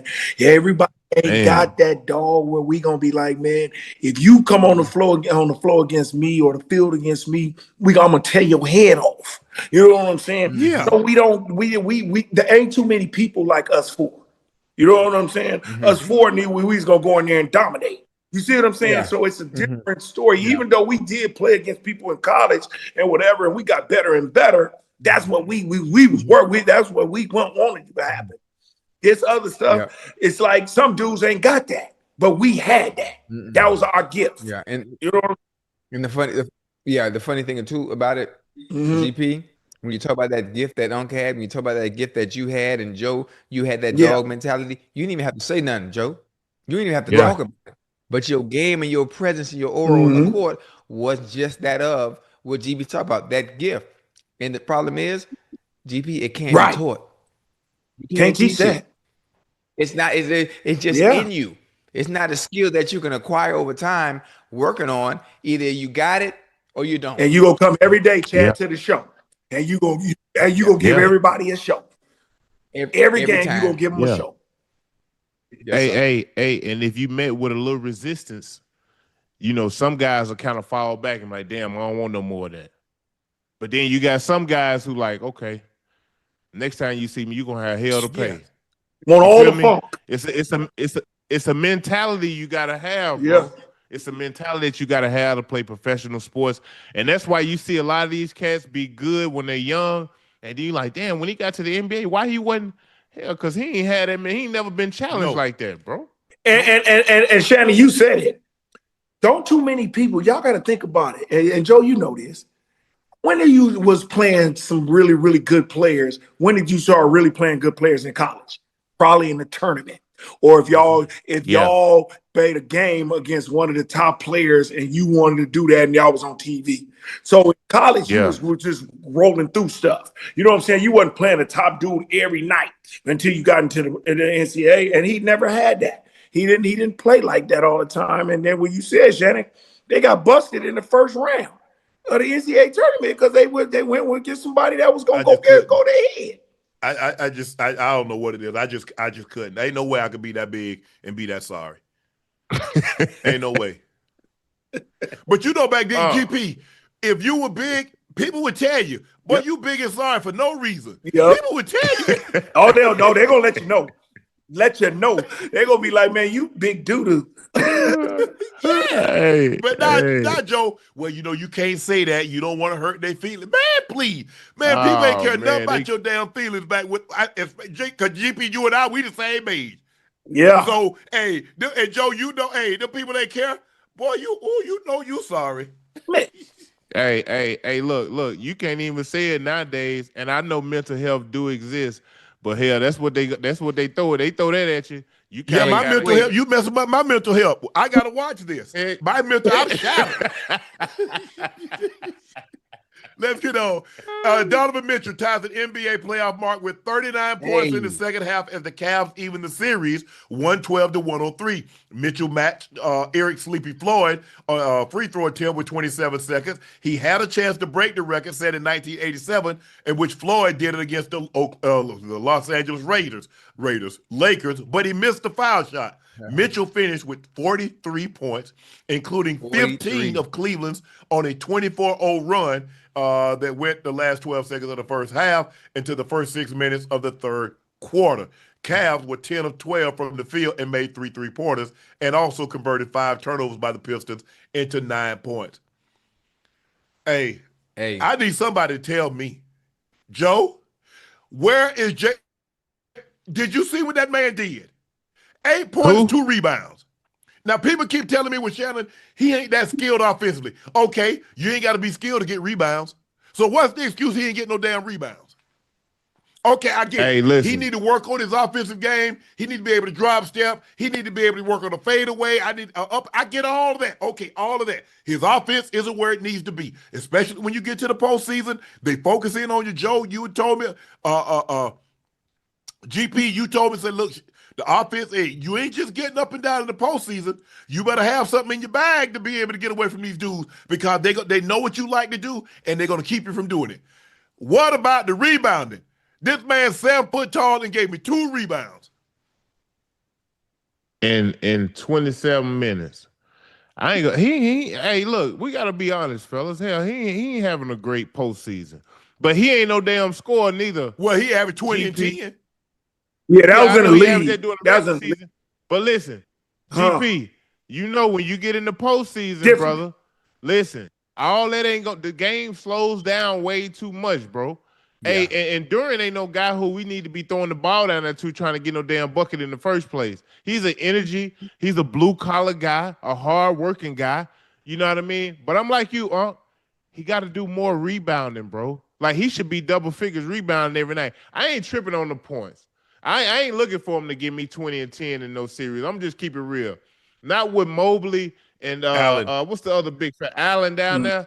I think you know it's hell, it's been a tough matchup for him pretty much all playoffs. But for the most part, Detroit does their damage defensively and guarding, and that's what leads to a lot of transition buckets. And obviously, K has to be special every night.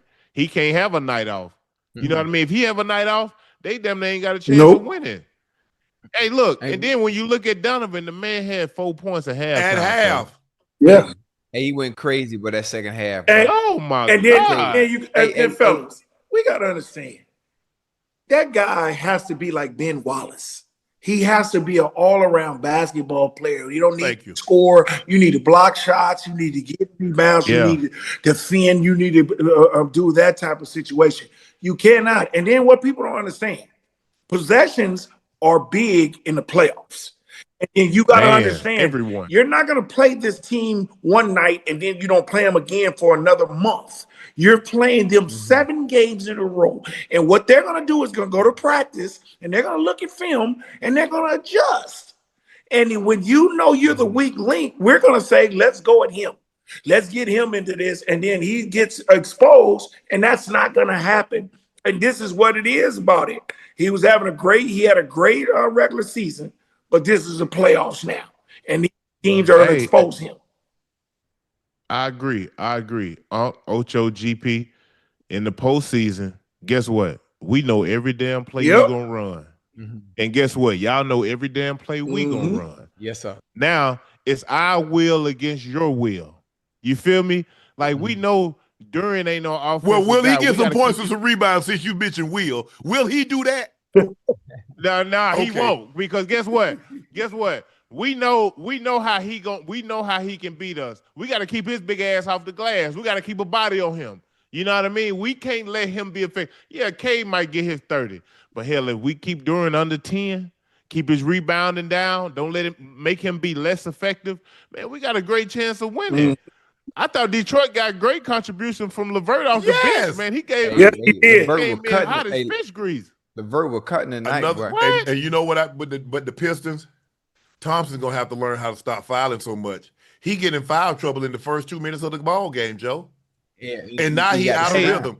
What do he have? I don't think he scored a point. Hey, GP, tell me this, man. As great as Thompson is defensively, bro, you got to add a little offense to your game, bro. Like, I feel like when you get to the NBA, Unc and Ocho, I know y'all, it's probably the same when you get to the NFL. Yeah. Bro, you got 24 hours. Okay, you may be in the gym 2-3 hours, but all you should be doing is working on your damn game, shooting them jump shots, getting up your extra shots, them corner threes where you know you're going to get your shots from, bro. Because in today's game, if you can't score the damn ball, it's almost hard to play. But bro. Joe, it's not this era ain't like y'all guys, man. These dudes ain't going to work out on that, man. They making $20-30 million. They don't care.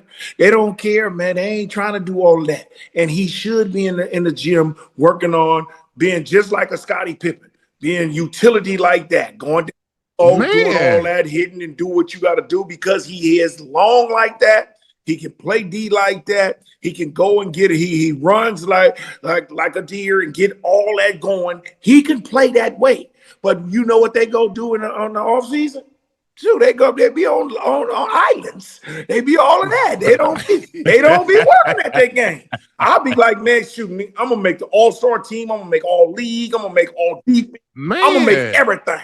And I'm gonna go in there and I'm gonna sit in this lab by myself and work out by myself. And I'm gonna put 3 people that's better than me in my conference, and I'm gonna outdo them. And that's what I'll be working at. That's all I would be doing. And that's what I did. I was like, John Stockton, Kevin Johnson, Tim Hardaway was my goal to get. And I went at their help. Yeah. And I went and got them. Hey. You know what I'm saying? And that's what you got to do, but they don't work like that no more. You know what I'm saying? Because they make too much money. Hey, everybody got a trainer now. When I was coming up, Ocho GP, bro, all we did was play pickup. We played the game. The game.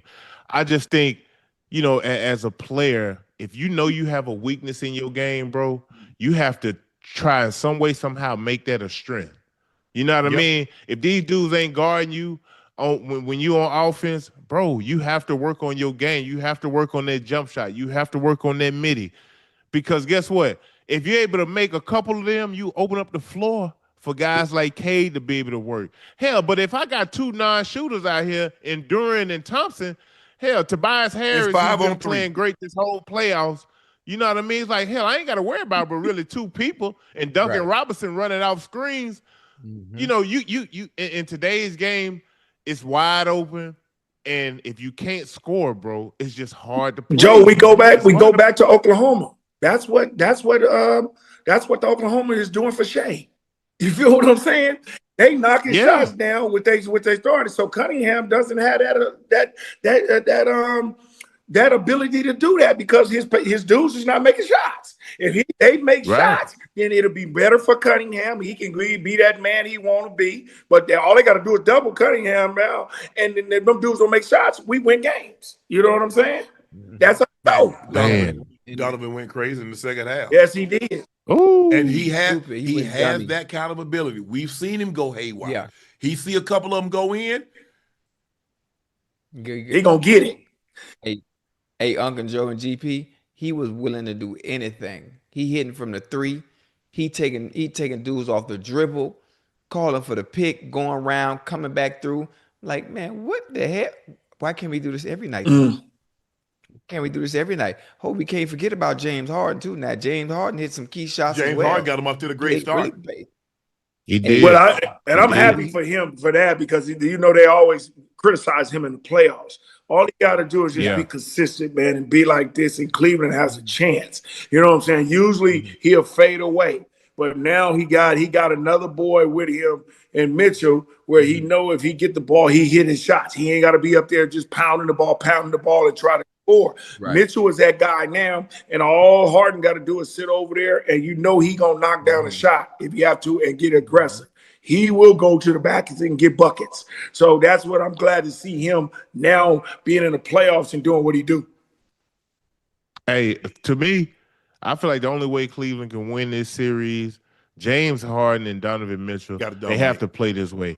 Hey, look, think about tonight. James had 11 assists. He only had 2 turnovers. Bro, if you don't turn the ball over, JH, my boy, if you get a chance to see this or hear this clip, if you don't turn the ball over, y'all have a hell of a chance of winning. Well, they really should have won game 2, Joe, remember? If Shooter doesn't turn the ball over.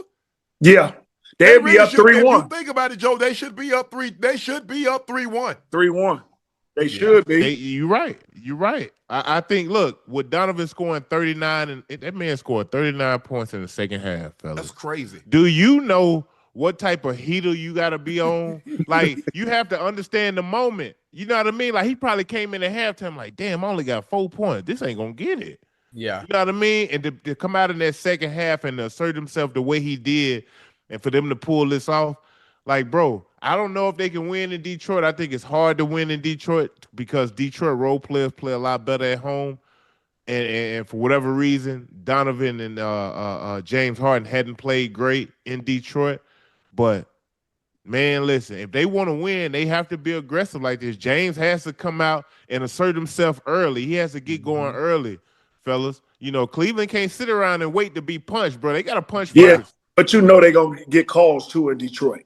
So they're going to have to play through that, and they're going to have to just play good. I just think that that turnover situation, if they leave it down, they got a good chance of winning all the time. If you stay close at the end of the thing, them 2 dudes can make shots. And that's what's going to happen. Yeah. And you'll fool around and get an upset. But you know what, JB, they're going to have to find a way to give Cade a break. Yeah. Because Joe, you notice that when he gets tired, he turns the ball over. All the time, bro. That's what cost him that game. Yeah, that's what I mean. You notice that but you're asking him, bro. He got to take Donovan Mitchell or he taking James Harden. Now I got to go on the offensive end. I got to create shots for myself, or I got to create and get somebody else the ball. He don't get a chance to rest. He can't rest. Listen, but Joe, sorry, man. That's why they should have had the boy Ivy. You remember they got rid of him. Well, Ivy could have handled the basketball a little bit more. You feel what I'm saying? Absolutely. Ivy was one of them dudes that could handle the basketball from K, and then that would have been cool. But he handling the basketball too much. He just handles it too much. Yeah. Hey, look, K don't have the luxury that Shai has. Shai has an AJ Mitchell next to him, who a lot of times in the game tonight, if you watch I know y'all watched the game, Unc, you was there. But Shai was running up the sideline while AJ was bringing it up, running the pick and roll, so he able to rest. Hell, Cade ain't got that luxury, bro. He can't do that. Look, you take the ball out his damn hand, you don't know what's gonna happen. You're right. They've been trying to run Jenkins, and Jenkins he hadn't been what he was when Cade was out, and I don't know why, Joe. He had that one good game. What was that game? I think game 7 against Orlando. Yeah. Yeah. But other than that, it's like, bro, they got to find a way to get him a blow, man. But they burning him out. He played 40 minutes. He legit playing 40 minutes because he ain't getting no rest. He don't get the rest on the offense, the defensive end, because he's got James Harden and Donovan Mitchell, and he doesn't get the rest on the offensive end because he's got to create for himself and others. So ain't no rest for the weary. You're right. You're right. It's damn near a two-man game when it comes to the Pistons, and Tobias Harris playing out his goddamn Tobias mind is doing right what now. Tobias does. He's playing out his mind. And think about what they got from Karis LeVert. Yeah. I think he had 23. He had 23 off the bench, if I'm not mistaken. I think from Thompson, bro, you gotta get a little more from him. I know he working his ass off defensively, but offensively, I mean, hell, he was a minus 27. He was the highest plus minus, and he played the fewest minutes. Right. So imagine if he'd have played K minutes, what his plus might have been. Damn near minus 60. That's what I'm saying. So I'm saying, when you talk about pinpoint something, I'm calling him out because it's like, damn, bro, K needs some help. He needs some help, like offensively, and you got to find ways to score the ball, bro. He got to find ways to get them at least 12 to 16 points a night, fellas. Victor Wembanyama won't be fined or suspended by the NBA after he was ejected in Game 4 following the elbow to Naz Reid's chin. Spurs head coach Mitch Johnson on the decision. They did what they did because of the outcome of the play. So be it. But to have anything on top of that, I think would be ridiculous. Joe, GP, are you surprised that Wemby didn't face any further penalty? I think he would. I think the fine. I thought he was gonna get fined. I knew they weren't gonna suspend him. That's not gonna happen. That'll just mess up basketball. But to me, you guys, it's just playing basketball, man. We he threw an elbow. It's just playing basketball, and I think that is what it was. I'm glad that the NBA made the right decision to do this. I thought it would be a fine. I thought he'd be fined a little bit, but I didn't think no suspension was coming. If they would have suspended it, that would have just messed up the whole series. I don't want to see that. That would just been stupid for the NBA to even do that, But I think they went back and looked at the play, and he was just playing basketball to me. I didn't think he really intentionally elbowed him. I think it was just playing basketball. Nah, that looked very intentional. It looked like he was frustrated. He got tired of them antagonizing. He let that elbow go through a little bit, but a little bit too much aggression. And I think because he's a first-time offender, it's not his character. This is not someone who gets in trouble multiple times, for playing dirty or doing, crazy stuff like that. So I think they were a little bit more lenient on him. They definitely weren't going to suspend him. That definitely not happening. But yeah. He probably won't have this issue again. But I know one thing: he gonna make his presence felt in the next game. Oh no! Listen, he gonna make his presence felt real early too. I think this could potentially happen again. I just think with him being so tall, fellas, I think if he do get that nastiness in him like he had on that play, because I thought it was a frustration, kind of like, damn, get up off me. You know what I mean? Yeah. I think if he adds more of that to his game. Yeah, because think about it. At 7'5", GP, if I catch it, and I'm just trying to chin the ball and clear you out, your head is right there by my. Yeah, that's what I'm saying. So I think it can happen more than what we anticipate. But I think he's such a good guy that he probably be aware that he don't want to put his team in these type of situations because when you think about it. They probably felt like they should have won that game. And Chad, for sure. Chad, that's what kind of kid he is. You remember when he went to the All-Star game, he said, man, I'm playing. I'm going to play. I don't care about all this other crazy stuff, man. And then when they be holding on to him, like I said, I didn't think it was cheating. I was just like, man, y'all get up off me, man. You know what I'm saying? It's like that, man. You know what people gonna do. Man, get up off me, man. Yeah. You know what I'm saying? That's how the game go. You know what I'm saying? He ain't being no intensely. He talking about, man, get a raise up off me. You know what I'm saying? Yeah. Hey, think about it though, GP. If you had to play against him, hell, you would push, hold, grab, and all that on his ass too. I mean, how else you supposed to stop him? Can't stop that big boy, man. I would have do the same thing. I try to get him frustrated and get him kicked out the game as well. You know what I'm saying? It ain't no way you gonna stop that big boy.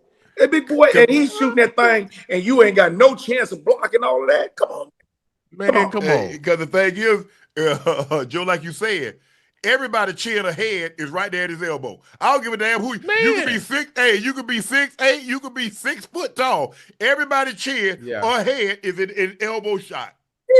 Yeah. So when he grab that rebound and if he chin it like we was taught when we was young, chin it and you pull, man, you hit every time. He got that. Hey, like Matumbo. Remember Matumbo? Matumbo get them short, them dives and rest his shoulder. And pro Shaq, they already knew. When Shaq got the rebound and did this, they said, now let's go on to the other end. Yeah, because your chin was going to get took off or your head. Yeah. Hey, Shaq get that rebound. When Shaq got that rebound and did this, everybody just go on to the court. They just running up the court. You right. Guys. Joel Embiid reportedly hasn't seen eye to eye with the Sixers front office, even had an issue with the Jared McCain trade per Tony Jones. As the season progressed, it became clear that the star center didn't see eye to eye with front office and coaching staff. In the days before the February trade deadline, he implored the front office to do something other than what he deemed ducking the luxury tax. And such, he, along with others in the locker room, were not happy with the decision to trade second-year guard Jerry McCain to the Thunder, particularly without bringing in a player to replace McCain. In interviews over the next few games, Embiid noticeably had to hold himself back from verbally criticizing the front office. On April 1st, a handful of players met with members of the Philadelphia 76ers coaching staff for a shoot-around in Washington to express concerns over certain players' participation in team activities and frustration over the direction of the 76ers. Among other things, the players expressed they felt wasn't enough control of the locker room, according to those sources. The meeting was tense enough to briefly imperil the team's shoot-around. Joe, what we going to deduce from that? Sound like a plea to me. Sound like sound like it's gonna be some furniture moving this summer. That's what I think. I think if you Philly, GP, Unc, Ocho, I think you have to weigh all your options. You have to weigh all your options. I mean, I don't know what the chemistry is like over there, but it don't seem great to me. And I'm saying from a fan's perspective, from a guy who watched the game, and I look at body language and things of that sort, it don't look like they enjoy playing with one another. I'm just keeping it real. And then, Joe, you got to understand, I don't blame the coaches because coaches can't say nothing because these dudes make so much money. And once they come, the coach going to get fired. They ain't going to ship. Right. So what are we saying? Y'all got to be accountable for yourself. And Embiid, he ain't been playing every season. He don't play too many games every season. But when he's there, he's very effective. But listen, if that's Philly, I got two guards that are off the chain, and the young fella and Maxey. They off the chain. I'll build right there. You got to think about what you're gonna do with Paul George. Paul George. I thought you Paul George. And then you got to understand, man. I would say, man, let's go get us some pieces. You know what I'm saying? Because they were playing well. Are you saying move off Embiid? I would. That'd be my opinion to do it. Just move on, man. Make it go somewhere. I'll get nice young pieces for it, and then we can go from there. Because you don't know. It's just almost like Anthony Davis. You move on with Anthony Davis, you don't know if he's gonna play every year, what you're gonna get out of him. So why not go get some young players that gonna play for you every night, and we have opportunity. Ocho? Yes. Hey, Unc, I got a question. When we talk about moving, right? When you think about it, now y'all three, y'all would know better than me. One thing that the Lakers haven't had, they haven't had much presence down in the block, right? Yeah. What do you think about Embiid going to LA? You don't want a more expensive Anthony Davis. He plays less than AD. Mm-hmm. Hold on. Yeah, I think if you the Lakers now, you're gonna take a look at it. Yeah, because him and Luka. But when he on the floor, though, Shannon, he a beast. When is that? Yeah, I tried. When is the GP? When is that? Not too often, but when he do play, he'll bucket and he can get it. Hey, and I think he'll have a resurgence as far as like who he wants to be as a player, new scenery. He know he can't go to LA with this same type of attitude that he got over in Philly. We said the same thing. I told you, Unc. They say he ain't gonna. He said he gonna. GP. We said the same thing about Aiden. Said man, he gonna go there. Hey, He whoa, got whoa, whoa, whoa, Luka. whoa, whoa. He Hold on, got hold on, LeBron. hold on, He hold ain't on. got no choice. Hey, but Shannon, you should Hey, have come said on, that Unc. about Come on, him Unc. because we ain't talking about that. That you Hey, that whatever hey, Joe. conversation y'all was having about that, y'all should have left that conversation alone. Because Hey, listen, we talking about Embiid, who can really, really play. Now y'all should have left that conversation alone. And I'm don't glad bring I up wasn't Aiden. on there that night because I would have been like, cut. hey, We ain't talking about this no more.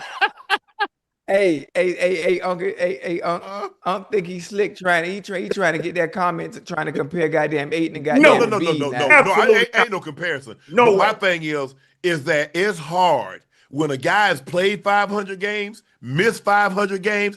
GP, how do I build around that? Hey, that's why I told Philadelphia should move on. Whoa. Move on. You got two good guards there. That little rookie is a beast. And then you know, well, like I said, you got Paul George who is looking okay. He'll score when he needs to, and Maxey is your main focus. Just get some pieces around there, put you a 3-team deal in there, get you something for it, and man, y'all can go and rock out. Hey, and I like Grimes and Oubre. I think you keep those them, guys around too. them. Yeah, you keep those guys around too. But I think Embiid still got a little value on that a team will be like, you know what, we'll take a chance. Yeah. We'll Yeah. risk it. Like, you know, considering hell, when he does play, you know, he's pretty decent. I just think he need to change the scenery, man. Yeah, I told Unc that the other night, GP and Joe. I think a change of scenery will do wonders. Great for him. It'll be great for him. Even though he don't play, let him go change the scenery, man, and get up out of there, man. If he ain't happy, man, go somewhere else. Go somewhere else and do it. I think he'd be good in Miami. GP. I know Giannis coming to Miami already. You say Giannis coming there? Yeah. He looking always for a on that now. Miami, boy. You want Miami to have everybody. We ain't had nothing in a while. Now I know we got Bam. I'm saying we ain't had nothing in a while. I talked to Pat. Pat gonna come off the range a little bit. Joe, how Embiid gonna look in Miami with Pat Riley and his body fat? Hold up, I'm gonna ask GP. GP, you know Riles ain't going for that. Yeah, hey, Shannon, he ain't going for that. If that boy come in there fat and all that, he will not play regardless. They'll make him bites, everything. They'll have him at practice 2 times a day on that type of shit. No way possible. Hey, GP. Hey, listen, Shannon, I was 37, 38. They had 3% body fat. I said, man, he gonna kill me. He gonna kill me. You know what I'm saying? GP. Tell him about the weight and body fat on Friday. Oh my goodness, man! He got to pinch you. He got to put that thing on you, man. He put them calibers on you. Man, he putting that little thing, pinch thing on you. Yeah, them If calibers. it's too much on there, you gonna go get in that sauna. You doing all that. You get suspended. You getting fined. You get all that. I'm like, man, that's crazy. And then one time, 3 of us was over body fat. He put the bikes in the middle of the floor. And he had us ride that thing for 1 hour and 30 minutes with the leads and all that on our chest. And we was getting up pumping, man. And then we went and had practice for 2 hours. I said, man, this man crazy. Hey, Ocho, he ain't lying. Let me tell y'all something. When I left Brooklyn and came to Miami, bro, you know, I was a little overweight. Hey, look, you already got pre-practice and then you got practice. Yeah. Hell, I was there before pre-practice on that damn bike. GP talking about I was there an hour before pre-practice riding the bike for a whole 45 minutes. Then I go to pre-practice. Hell, UD, D-Wade, and all them, they in pre-practice. Then once we get done with pre-practice, that's when regular practice starts. Hey, man, when you leave there, your ass want to go home and lay down, bro. And he is 4 hours easily in there. And then look, fella, we still had a training camp where you get double 2-a-days. You know what I'm saying? he put cots in the locker room and said, man, y'all might as well just go and lay down right here, man, because y'all ain't gonna make it to get back. You know what I'm saying? That's how it was. Oh, that's damn. crazy. So you saying no Embiid no to Miami, GP? he ain't gonna gonna get it change right. his ways, man, and be accountable for the thing. They ain't coming to get him. They ain't gonna pay him that much money, and he don't be Well, playing. he got 3 years guaranteed at $192 million. Yeah, well, they won't give. Pat won't go take that. He'll be like, no, I'm off that. He won't do that. He'll go get the boy from Milwaukee before he do all that. Giannis. He'll go get Hey. Giannis before he do that because he know Giannis gonna come play. Yeah. Yeah. Wow. I'm trying to figure out where so where is he gonna go? He might go to LA. If he come to LA, he might as well just come to the Clippers. Just go to the Clippers. Yeah, go to the Clippers. You could put that where you could put Kawhi when him. Damn, so you want two guys that don't play a whole bunch, GP. But Kawhi getting better though, Shannon. Kawhi played the most he played this year. He played He played almost like 60 games. And he missed. He didn't play till January. Yeah, you know how that go. You know what I'm saying? But he's getting better. I think if they both play 60 games, they'll be cool. You do realize. Hold on. Hey, pull up. When the last time only one time he's played 68 games in his NBA career. Probably one time. Yeah, he won the MVP that year. And how long he been in the league? I think probably a decade. You figure he's missed 485. So that's what, 960. So at least 10 years. Ooh, see, that's crazy. Damn. That's crazy to me that you missed that, man. And then you done missed more games and you done played and made all that money. Yeah. Come on, man. Hey, then when you think about it, Embiid getting 193 over the next 3 years, hell, that means you're gonna have to give up a lot to get him. Yeah. That's like what? That's $60 million, $65 million, almost $65 million a year. Yeah. I don't know. Philly might have to figure that one out, GP. Yeah, they're gonna have to suck that one up, man. But I try to get him off. I try to get him up out of that money. You know what I'm saying? I would have to take him. I don't know what take him though. Sure, you got to go down there to Houston. They got some players that they can swap for him. The big boys, you know what I'm saying? They got some couple players that can do it. Houston got a lot of little things to go. And then you got that Sacramento team. They got a lot of little youngsters over there, you know, but you're going to have a 3-team trade in it. You're going to have 3 teams, and it's going to be a lot of picks. So he got drafted in 2014. He been there for 12 years. So 2014 to 2025 is 2014 to 2023 is 10 years. 24 is 11 years. His 12th year, he's going into 13. Yeah, this was his 12th year. Next year. Yeah, going to the year 13. Yeah. I don't know, GP. I'll let him go, man. I would have to make a change. I'm just saying make a change. I say just come with a new. You got young stars, you got youngsters, little guards, and you know, Shannon, that's what the league is about now. Guards. It's about guards. Okay. Check this out, guys. His first 2 years, he didn't play at all. So 2014 to 15-16, he didn't play. The next year, he played 31 games. Then he played 63, 64, 51, 51. Then the year he won the MVP, he played 68. The next year, he played 66. Then he played 39, 19, 38. In 10 years, he's played 400. He's averaged 49 games a season. Damn. So he's averaging missing 33 games a year. That's 10 years he played. So the first 2 years, they only count them. He didn't play at all. Mm-hmm. He did not play a single game in his first 2 years.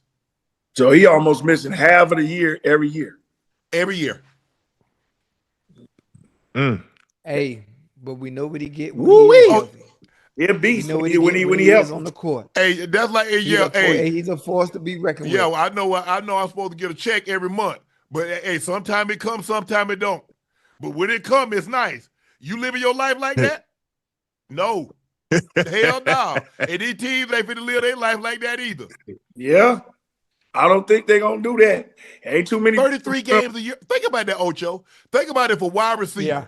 missed 5 games. Let's just say one of the top wide receivers in the league. And every year, 17 games, he missed 5 of them. They're going to move on. Yeah, they got to go. Like I said, I'm still on the bandwagon of trying to get a new. But they ain't gonna be able to move on, man, with that big contract. You got to. That's why you got to put a lot of Joe. You got to put a lot of teams. And you got to take some of it on. Hey, you got to take some of it on GP and Ocho. Yeah, you got to take. You got to take. I'll pay $50 million. I'd be willing to pay $50 million. That way, I'll get up out of 142 of it. Yeah. I can't eat the whole thing. Oh, but dang. I wouldn't eat it. You done tried it out for almost 12 years. What you want to do now? Dang. You tried it for 12 years. Ocho say, but you know when he played, you know what he is. Yeah, win. Hey, especially. Hey, listen. When he plays, you know what he is, because that's why he's making the money he's making, and he missed all that damn time. Hey, y'all know it's like it's like somebody else having one of your exes being like, "Oh, she gonna be better with me." That's how teams gonna look at it. Hey, they'd be like, "Oh, you know what? We'll whip him in some shape. He'll play more games with us." You know what I mean? It's teams think like that. Of course. Yeah. You always do. Hey, I don't care what she was with him. She ain't gonna be like that with me. I be damn. I see why old boy got up off you. Hey. You seen why? Hey. But think about this. In 10 years, 1, 2, 3, 4, he's only played at least 60 games 4 times in 10 years. Damn. Crazy. And the boy got some game. Man. I like watching. Oh, he play. Yeah. We ain't talking about that. We just talk about him being healthy. His availability. Yeah, it's just like, but y'all, it's just like AD. He got game too. When he healthy, he a beast. But he just can't stay on the floor. You know, AD gonna give you 20, somewhere between 22 and 25. He gonna give you somewhere between 10 and 12 rebounds. Gonna block you 2.5, 3 shots a game. Yep. Hey, if y'all ask me, I think these are personal decisions that these guys are making too. Meaning, like, you gotta take care of yourself, bro, in the off season. Yeah. Like, it's the off season here. But as a professional player, man, you gotta always stay in some shape. Yeah. You can't you can't come into camp. You can't come into camp thinking, I'm gonna whip into some shape real quick. Hell no. And GP, you know, when you got some height, you can put some pounds on easy. You like, damn. Easy. So, Joe, how many games you missed probably you think in your career? Bro, listen, hold up, GP. Ocho, for over a decade, I was an Iron Man. You know what I mean? Like, to where I didn't miss a game. Like, I really enjoyed playing the game. So I do whatever to make my body feel good or whatever sacrifices I got to make to be able to be out there on the floor. Yeah. I was always willing to do that, regardless of the circumstances or the situation I was in, whether I was the guy or one of the guys or the third, fourth. It didn't matter to me, man. I really enjoyed playing the game. So I would never cheat myself like that. Right. So, you know, I think that was honorable in myself just by being mentioned, being an Iron Man, a guy who done played over countless amount of games and never missed a game. So, you know, I always relish that, bro. Like, I tried to keep that pace. Didn't I tell you to see it's a different mindset? I played 17 seasons and I only missed 25 games. Damn. That's all I missed. 25 games in 17 seasons. You got to enjoy playing, for 6 years, I played 82 straight. Yeah. Joe, from 03 through 06, Joe never missed a game. Yep. And then he played 57, and then he went 82, 79, 76, 72, 60, 72, 79, 80, 81, 57, 24, 78, 55, 32, 23. Balling like a dog. Sir. Okay, Joe, you was a little durable out there, huh? Yeah, man. Hey, the best ability is what? Availability. Availability. Hello. Hey, yeah, Joe. I hope you're available soon too, man. I'm gonna be available. Get off of your ass, partner. Yeah, hey, And make, that's make what sure you I don't want to started. hear Don't no start with excuses me tonight, either. man. I'm trying to be cool. It's Hey. 3-something in the morning. Don't play with me tonight, man. Hey, Joe. That's the liquor talking. You can't do nothing with me in your own sport. Oh, Chad, you talking big money. You Hey, understand me? GP. Hey, GP. Man, I'm finna wash that nigga, man. GP. That man pure Chad, garbage, man. Pure, All Chad, right. pure, All right. pure. That man Chad. pure I garbage. watched it. I watched that man every summer on this big three, boy. He I gives me seen him. some buckets. I don't Hey, think you I mess with him, see. Chad. Hey, Huh? GP. Listen, I seen him play. GP, I know all his moves. I know his mannerisms. I know what he gonna do when he going left. I know when he going right. GP, Yeah, one thing about it, I got a yeah. gift, right? I got a gift for Gab, and I'm gonna You get, talking about the game, I'm gonna Ocho? have him out there elbowing like Wemby. Woo! I'm gonna make him Hey, mad. Chad, I gotta see this one, man, because they call him buckets. He Who? gets straight buckets. Hey, you know what they call you What know what they they call call you? me? Huh? The ISO stopper. Oh, you Joe ISO? Hey, You GP. stopping Joe ISO? Hey, Yeah. GP, I got something for his ass. Don't worry about it. I got something for his ass. Hey, GP, man, thanks for joining us tonight, man. We appreciate that, man. Sorry it was late, but All right. I thought they was gonna pull it out. I didn't even really see. I ain't seen it like the last 50 seconds of the game. When Chet dunked the ball, Yeah. I just went ahead. I walked on. I said, I don't think they're gonna do it. So I just went on out and called my driver. Pull on around. Let's go ahead and hit the road. Thank you guys, man. Anytime, man. You know I'll be All back. right, appreciate it. Love We definitely GP. gonna hit you back. We'll For probably sure. hit you back. I don't know, right. probably Eastern Western Conference Finals or sometime in the finals. Let's But do appreciate it. that. Let's do it. Appreciate you guys, man. See y'all. All right, guys. Have a good Yes, one. sir. Already. All right, guys. It's time for our final segment of the evening. It's time for Q and A. Hey. This for fun. Hey, we ain't never been up there, Yeah. We have. I don't know. Joe, it's I 3:20. know. We We probably remember gonna one make it time to we was 4. up down there 4:00. For real? Before we get to the super Hey, chats, we got 4 video voicemails from our Discord. Let's take a listen. Dog, we got Hey, what's 22,000 up, Nightcap viewers. fam? Have a night. Unc, Ocho, and Iso. This Mother's Day was a great one. I decided to reciprocate the energy that's been given to me as a dad. So I got my girl some socks, some tank tops, a couple of bras, and some underwear. You wouldn't even believe it. She was not happy with it. She's like, I don't want this stuff. I said, Neither did I. I got her some flowers, but I told her, depending on how Father's Day this year and Christmas this year goes, will determine how Valentine's Day and Mother's Day goes and your birthday. Let's start reciprocating the energy, fellas. Appreciate that. What I'm I talking like about. that. See? Listen, Oh, y'all I be like y'all that. like I that. like that Ron Danny idea. said. Oh, I mean, damn. Hey, I like that idea. Yeah. I really love that idea. Reciprocating the same type of gifts, the same type of energy, the same type of money we spend on Yeah. them. Listen, if it doesn't come back tenfold the same way Yeah. we do, we eliminate it. We eliminate it because too many women are getting away with Yeah. murder.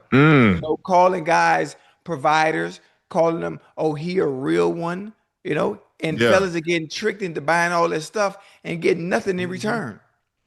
You Yeah. hear me? Yeah. I'm here for All you, right, Ocho. man. I'm listening to you. Come on now. Hey, I'm not gonna preach too much because Yeah. it's 3 in the Yeah, it's morning. 3 in the morning. But you get the point. Yeah. Oh, damn. That man said, yeah, hey, I just gave her what I got. Yeah. Yeah. Hey. Okay. We know how it goes sometime. Yeah. Father's Day coming around here soon. I better get something nice. You gonna get you some socks, some cologne.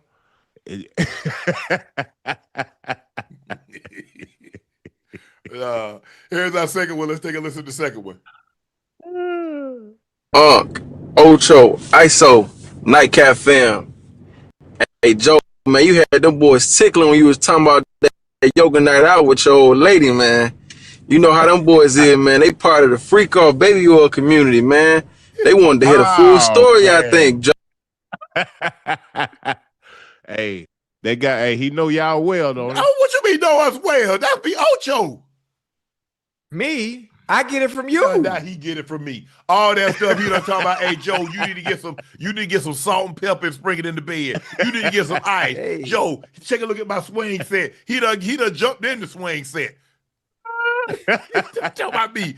I said, I ain't been on the damn swing since I was in elementary school. I know I ain't about to get my big ass one that's hanging in the door seal. Hey, y'all, I'm telling y'all got to get one, man. Hey, Joe. What's Matter that? of fact, you got ceiling fans in the house? Yeah. Yeah, I mean, is it sturdy? Is it in there sturdy? Yeah. I got one of them big industrial joints up in there. Yeah. Man, why I got the big industrial commercial one too? Yeah. What you trying to Hey. say? What's going on? You know you can hook the swing up to the goddamn ceiling fan, right? And put it on. So it on you have one. it like you gonna have it like the swing at the fair. I'm saying, what you in it or she in it? Oh, this time she in it, Joe. So how you keep up if she keep going around and around? How you? Joe, you in the swing with her, Joe? Oh, yeah. It's all about. Hey, you gonna pull the whole damn. You gonna pull the whole damn foundation out of it. Man, you listen, Ocho. Hey, listen. You got the industrial one, right? Yeah. Yeah, he got the industrial one. Unc, he good. He made the whole 300 plus pounds, Joe. Ocho. Hey, Joe ain't that. He ain't that Man, fat. Joe weigh 255. Yeah, I'm 250. Hell, she 100 and something. Yeah, she probably 125, 130. Yeah. You just got to try it out though, Joe. But make sure the ceiling fan is on low. Hey man. See, and then you all talk about me. Joe over there talking about. Well, they are. I'm just telling you about personal experiences. They already know. They already know the order. Ocho, and then no, me. I'm last. You know, come on, you gotta chill. I'm last. You gotta chill. I don't know how in the hell you think you last. Hey, Ocho, but it be them quiet ones, don't it, Ocho? Hey, look, Ocho, don't let him draw you in, Ocho. Hey, mind you, they sneak up on you, boy. Hey, I ain't never heard Joe talk his whole career. I might have heard him say something twice. Boy, he get on here, boy, he wide open. Yeah, that's what I've been saying. Guess why? Wide open. Guess why? Look who I'm hanging with. Hell, I'm hanging with two freaks. No, I'm mild, man.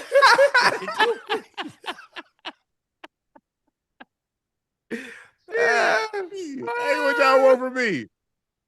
Hey, but I think Ocho. Hold on. I think Ocho won. I think you might have been 2 when we took the poll, though, Joe. Nah, I ain't no way I could be 2. It ain't possible. That's not humanly possible. I think it was. That's 2, not Joe. possible. Nah, I'm cool with being 3. Hey, look, man. Hey, look. Just take the order y'all in. Just embrace it. It is what it is. It don't make you no bad brother. You know what the funny thing about it is everything I say on here, nobody believes me. But when it comes to that, why am I one? I could be lying. I could be lying. I could be making it up. Now you the little boy who cried wolf. Nobody want that shit. Man, all the stuff that you be talking about, bro, they already know who number 1. But how? Everything I talk about, I say, they think is a lie. But all of a sudden, they believe the stories. They believe that. They don't believe I be telling the truth. Man, ain't no guy pulling no gun on you. Ain't no guy kick no house in or door in on you. Ain't none of that happen to you. But now all of a sudden, they believe it. Yeah, cause we know they hear you talk about that baby leg, and we heard you on there with Michelle. The baby Ocho gravy got and all 9 that. kids. Shit, we ain't crazy. What y'all want us to play crazy? We can play crazy. We ain't crazy though. But they know about them. Hey, them boy from Arkansas, and that down south Mississippi, Louisiana. Here he go. They be on one, Joe. I mean, Ocho, they be on one now. In Georgia and Florida, right with us. Yeah, so don't try to leave y'all ass out. Now, them Florida boys, they be on a different type of time. Ooh. Hey, listen, we just living. That's all. Is that what it is? Yeah, that's what life is about. Life is about living. Life is about experiencing as much as you can before you leave Earth. Well, you done got a lot of experience, Ocho. Let's take a listen to the third one. I'm not finished. What's up, Nightcap family? I've been rocking with y'all since day one. I love the show. I just got one quick question. If everybody's NFL team had the greatest players on it, which team would be the greatest team? Love y'all and stay safe. Ooh. Man, there's some Cowboys. They ain't even funny. They ain't even close.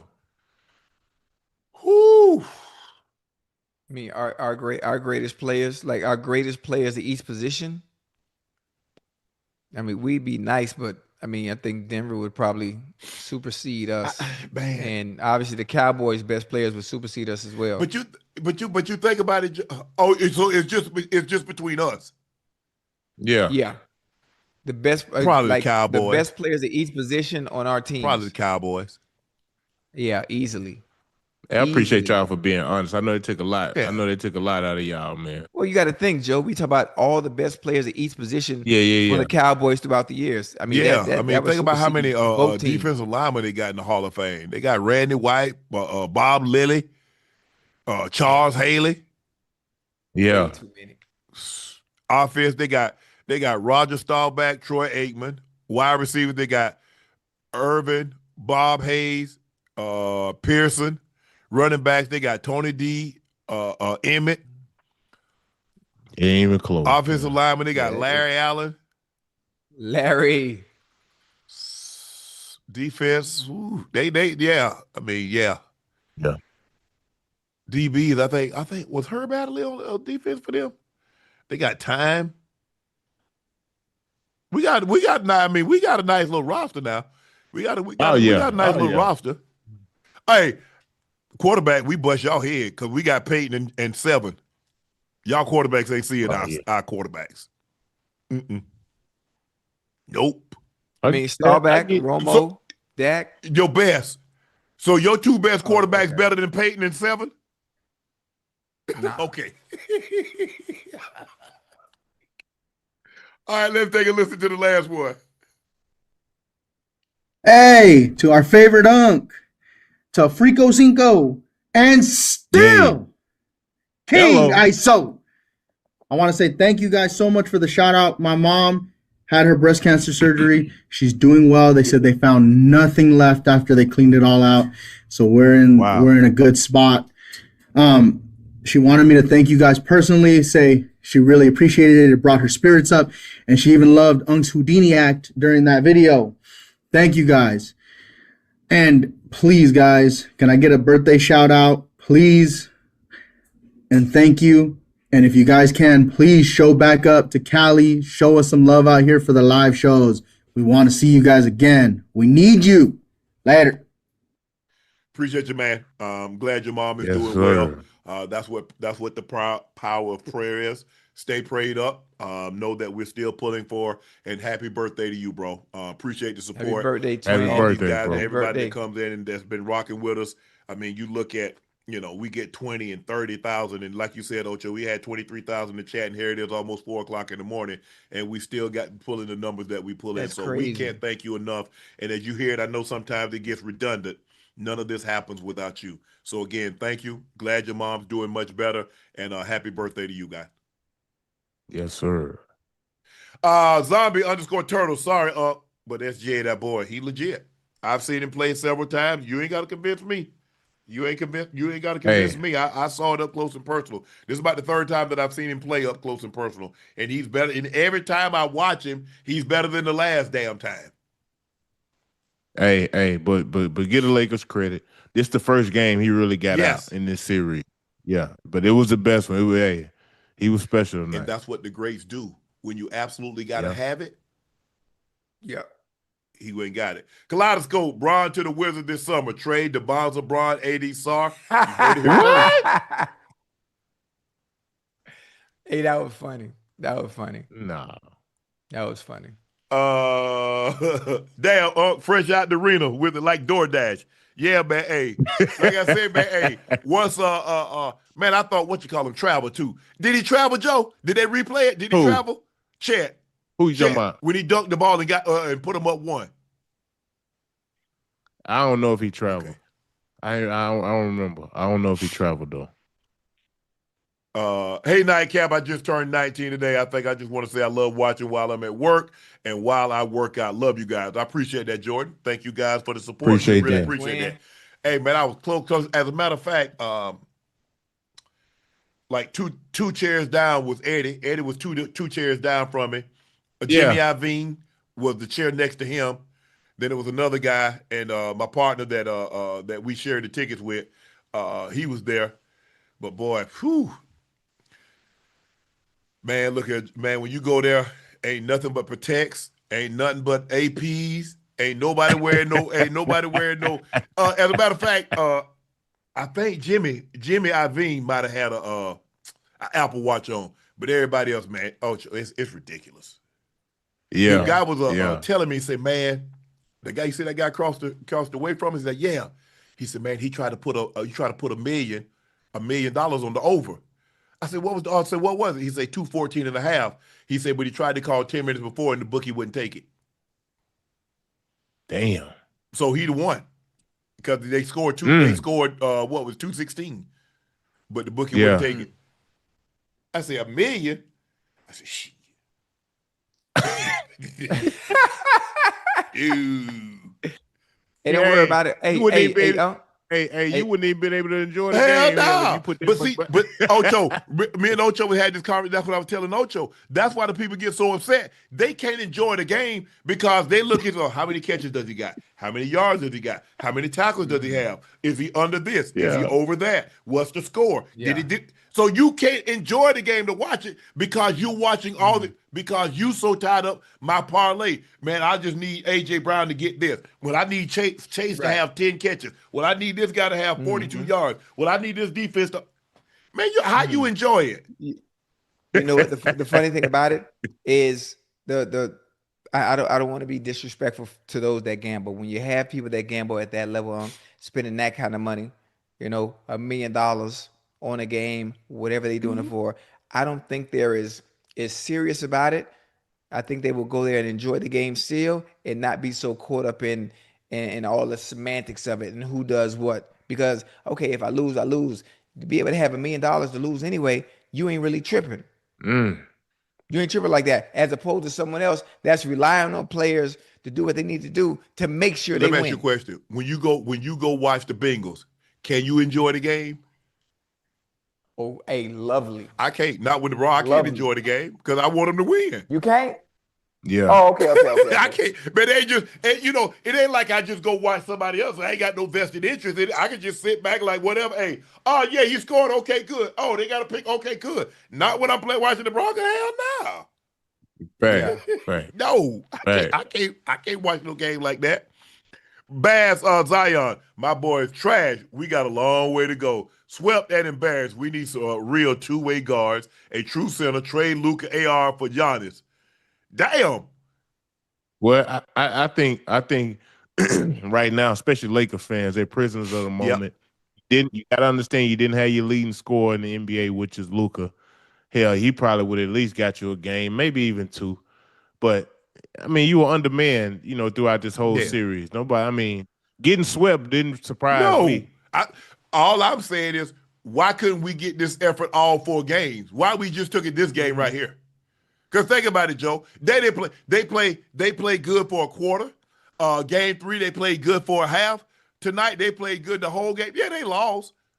But I'm like, bro, this is the kind of effort that we needed. Yeah. Why take Rui out, who's your best shooter, for Kleber, who didn't play all game? Didn't I tell y'all the only time I want him in the game, you up 40 or you down 40?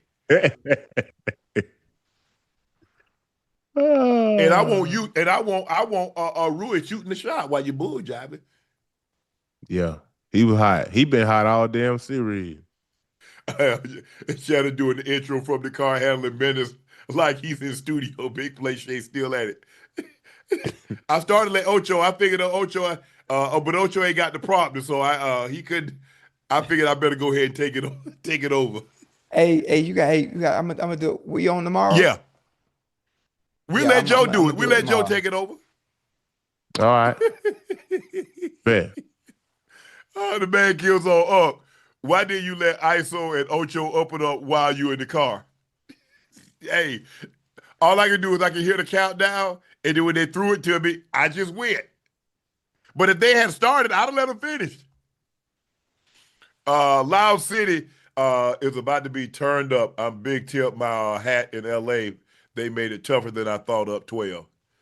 Hey, yeah, the Lakers came back. I mean, it's just so hard when you're so defensively challenged and when you get down because it's so hard for you to get stopped. And if you do so happen to get back in the game, you so exhausted, Joe and Ocho, from getting yourself back in the game, that's really hard for you to get that push to get over the hump.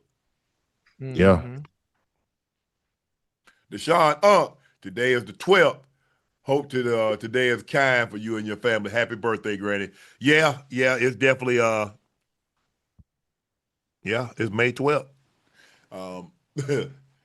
Man, these days start to run together so fast, man, because you're on the road and you're doing Nightcap, 5-6 days. I think last month we did 24 shows in 30 days. Woo. But yeah, man, I'm gonna get off to myself tomorrow and talk to her, let her know that her baby doing okay, and I still miss her. Claire, LeBron James, LaTrash James, LeBrick James, Jordan the GOAT. All right. Come on now.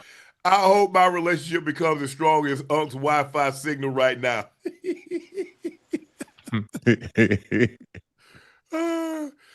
Jay, Andy, Don, goodbye, everybody besides Luca. Rui, Luke consistently 3 and smart. Time to use the 3 first-round picks on our payroll. Nick Claxton, DeAndre Hunter, stay close to your phone. Rob Pelinka calling. I like Claxton. I like his energy. Them be some good pickups. Unc came on looking like a 5 heartbeat. I know Unc and Ocho can't read, but someone explained to me, why was Rui not on the laugh of the last shot?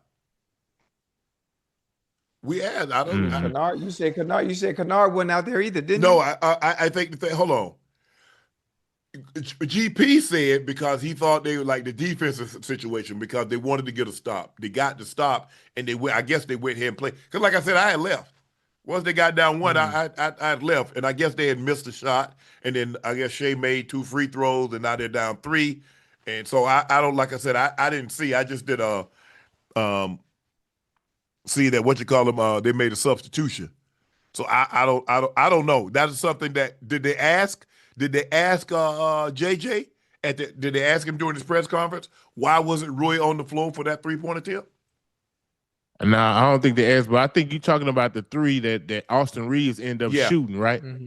Yeah, I think the play was for Austin Reeves for him to shoot the ball. Period, point blank. I don't think he was passing. If y'all just want me to be honest, Pinch, Flint, the season on the line, Rui on the bench. Thunder and foe. Shaking my head. I'm shaking my head too. Nightcap, fam doc here. Never seen a 7-footer like DeAndre Ayton not do anything out there. He's useless. Then he goes out of net dominating Chain like he's Shaq in the Lakers uniform. What? I think I said, bro. Hey, but that's why you got to get big guys like him involved early because if you don't, his ass ain't going to be engaged the whole game. Joe, it is so hard to get him involved early because he don't really do nothing to help you. I can't dump. Yeah, you know what? He hadn't really been that lob threat, and when you hit him in them little pocket passes, the ball going out of bounds. Yeah, so I mean, I really don't know what you do.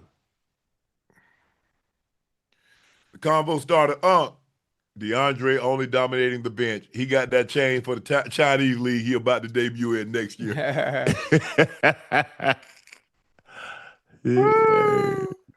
For all you Lego haters, MJ never saw half the talent Bron faced in his career. Let's be real here. Teams were specially built to beat LeBron. Look. Oh, yeah. No question. Yeah, of course. Yeah. No question. It's just, man, I ain't seen nothing like this. I mean, to watch OKC in person, it's crazy. It is crazy. I mean, to watch a team that just click on all cylinders. I saw the Heat, but it was in the finals. I never saw the Heat in the regular season game. I didn't see Shaq and Kobe in their prime in the regular season game. I can imagine I saw them when they came to Denver, but I don't even think Shaq played that night. I saw Jordan in the 90s, those Bulls teams. But this thing, you got to see this thing, the way they operate. it's a thing of beauty to watch. That completes this episode of Nightcap. We've got a series in the Cleveland-Detroit because it's 2-2 headed back to Detroit. Yep. And the OKC Thunder, they took care of business tonight. And they got an outstanding performance from Jay Mitchell and Shai. And that was the difference in the ball game. Even though the Lakers played extremely well, I think they maxed out, minus the turnovers. Maybe instead of having 19, if they have 15, they win the game. But give OKC credit because that's what they do. They're the number one defense. They turn you over, and they did that tonight, and that's why they're moving on to the Western Conference Finals for the third year in a row? For the third year in a row. Yeah. Please make sure you hit that subscribe. Oh, before we get into that, y'all know who I am. I'm your favorite Unc. That's my partner and co-host.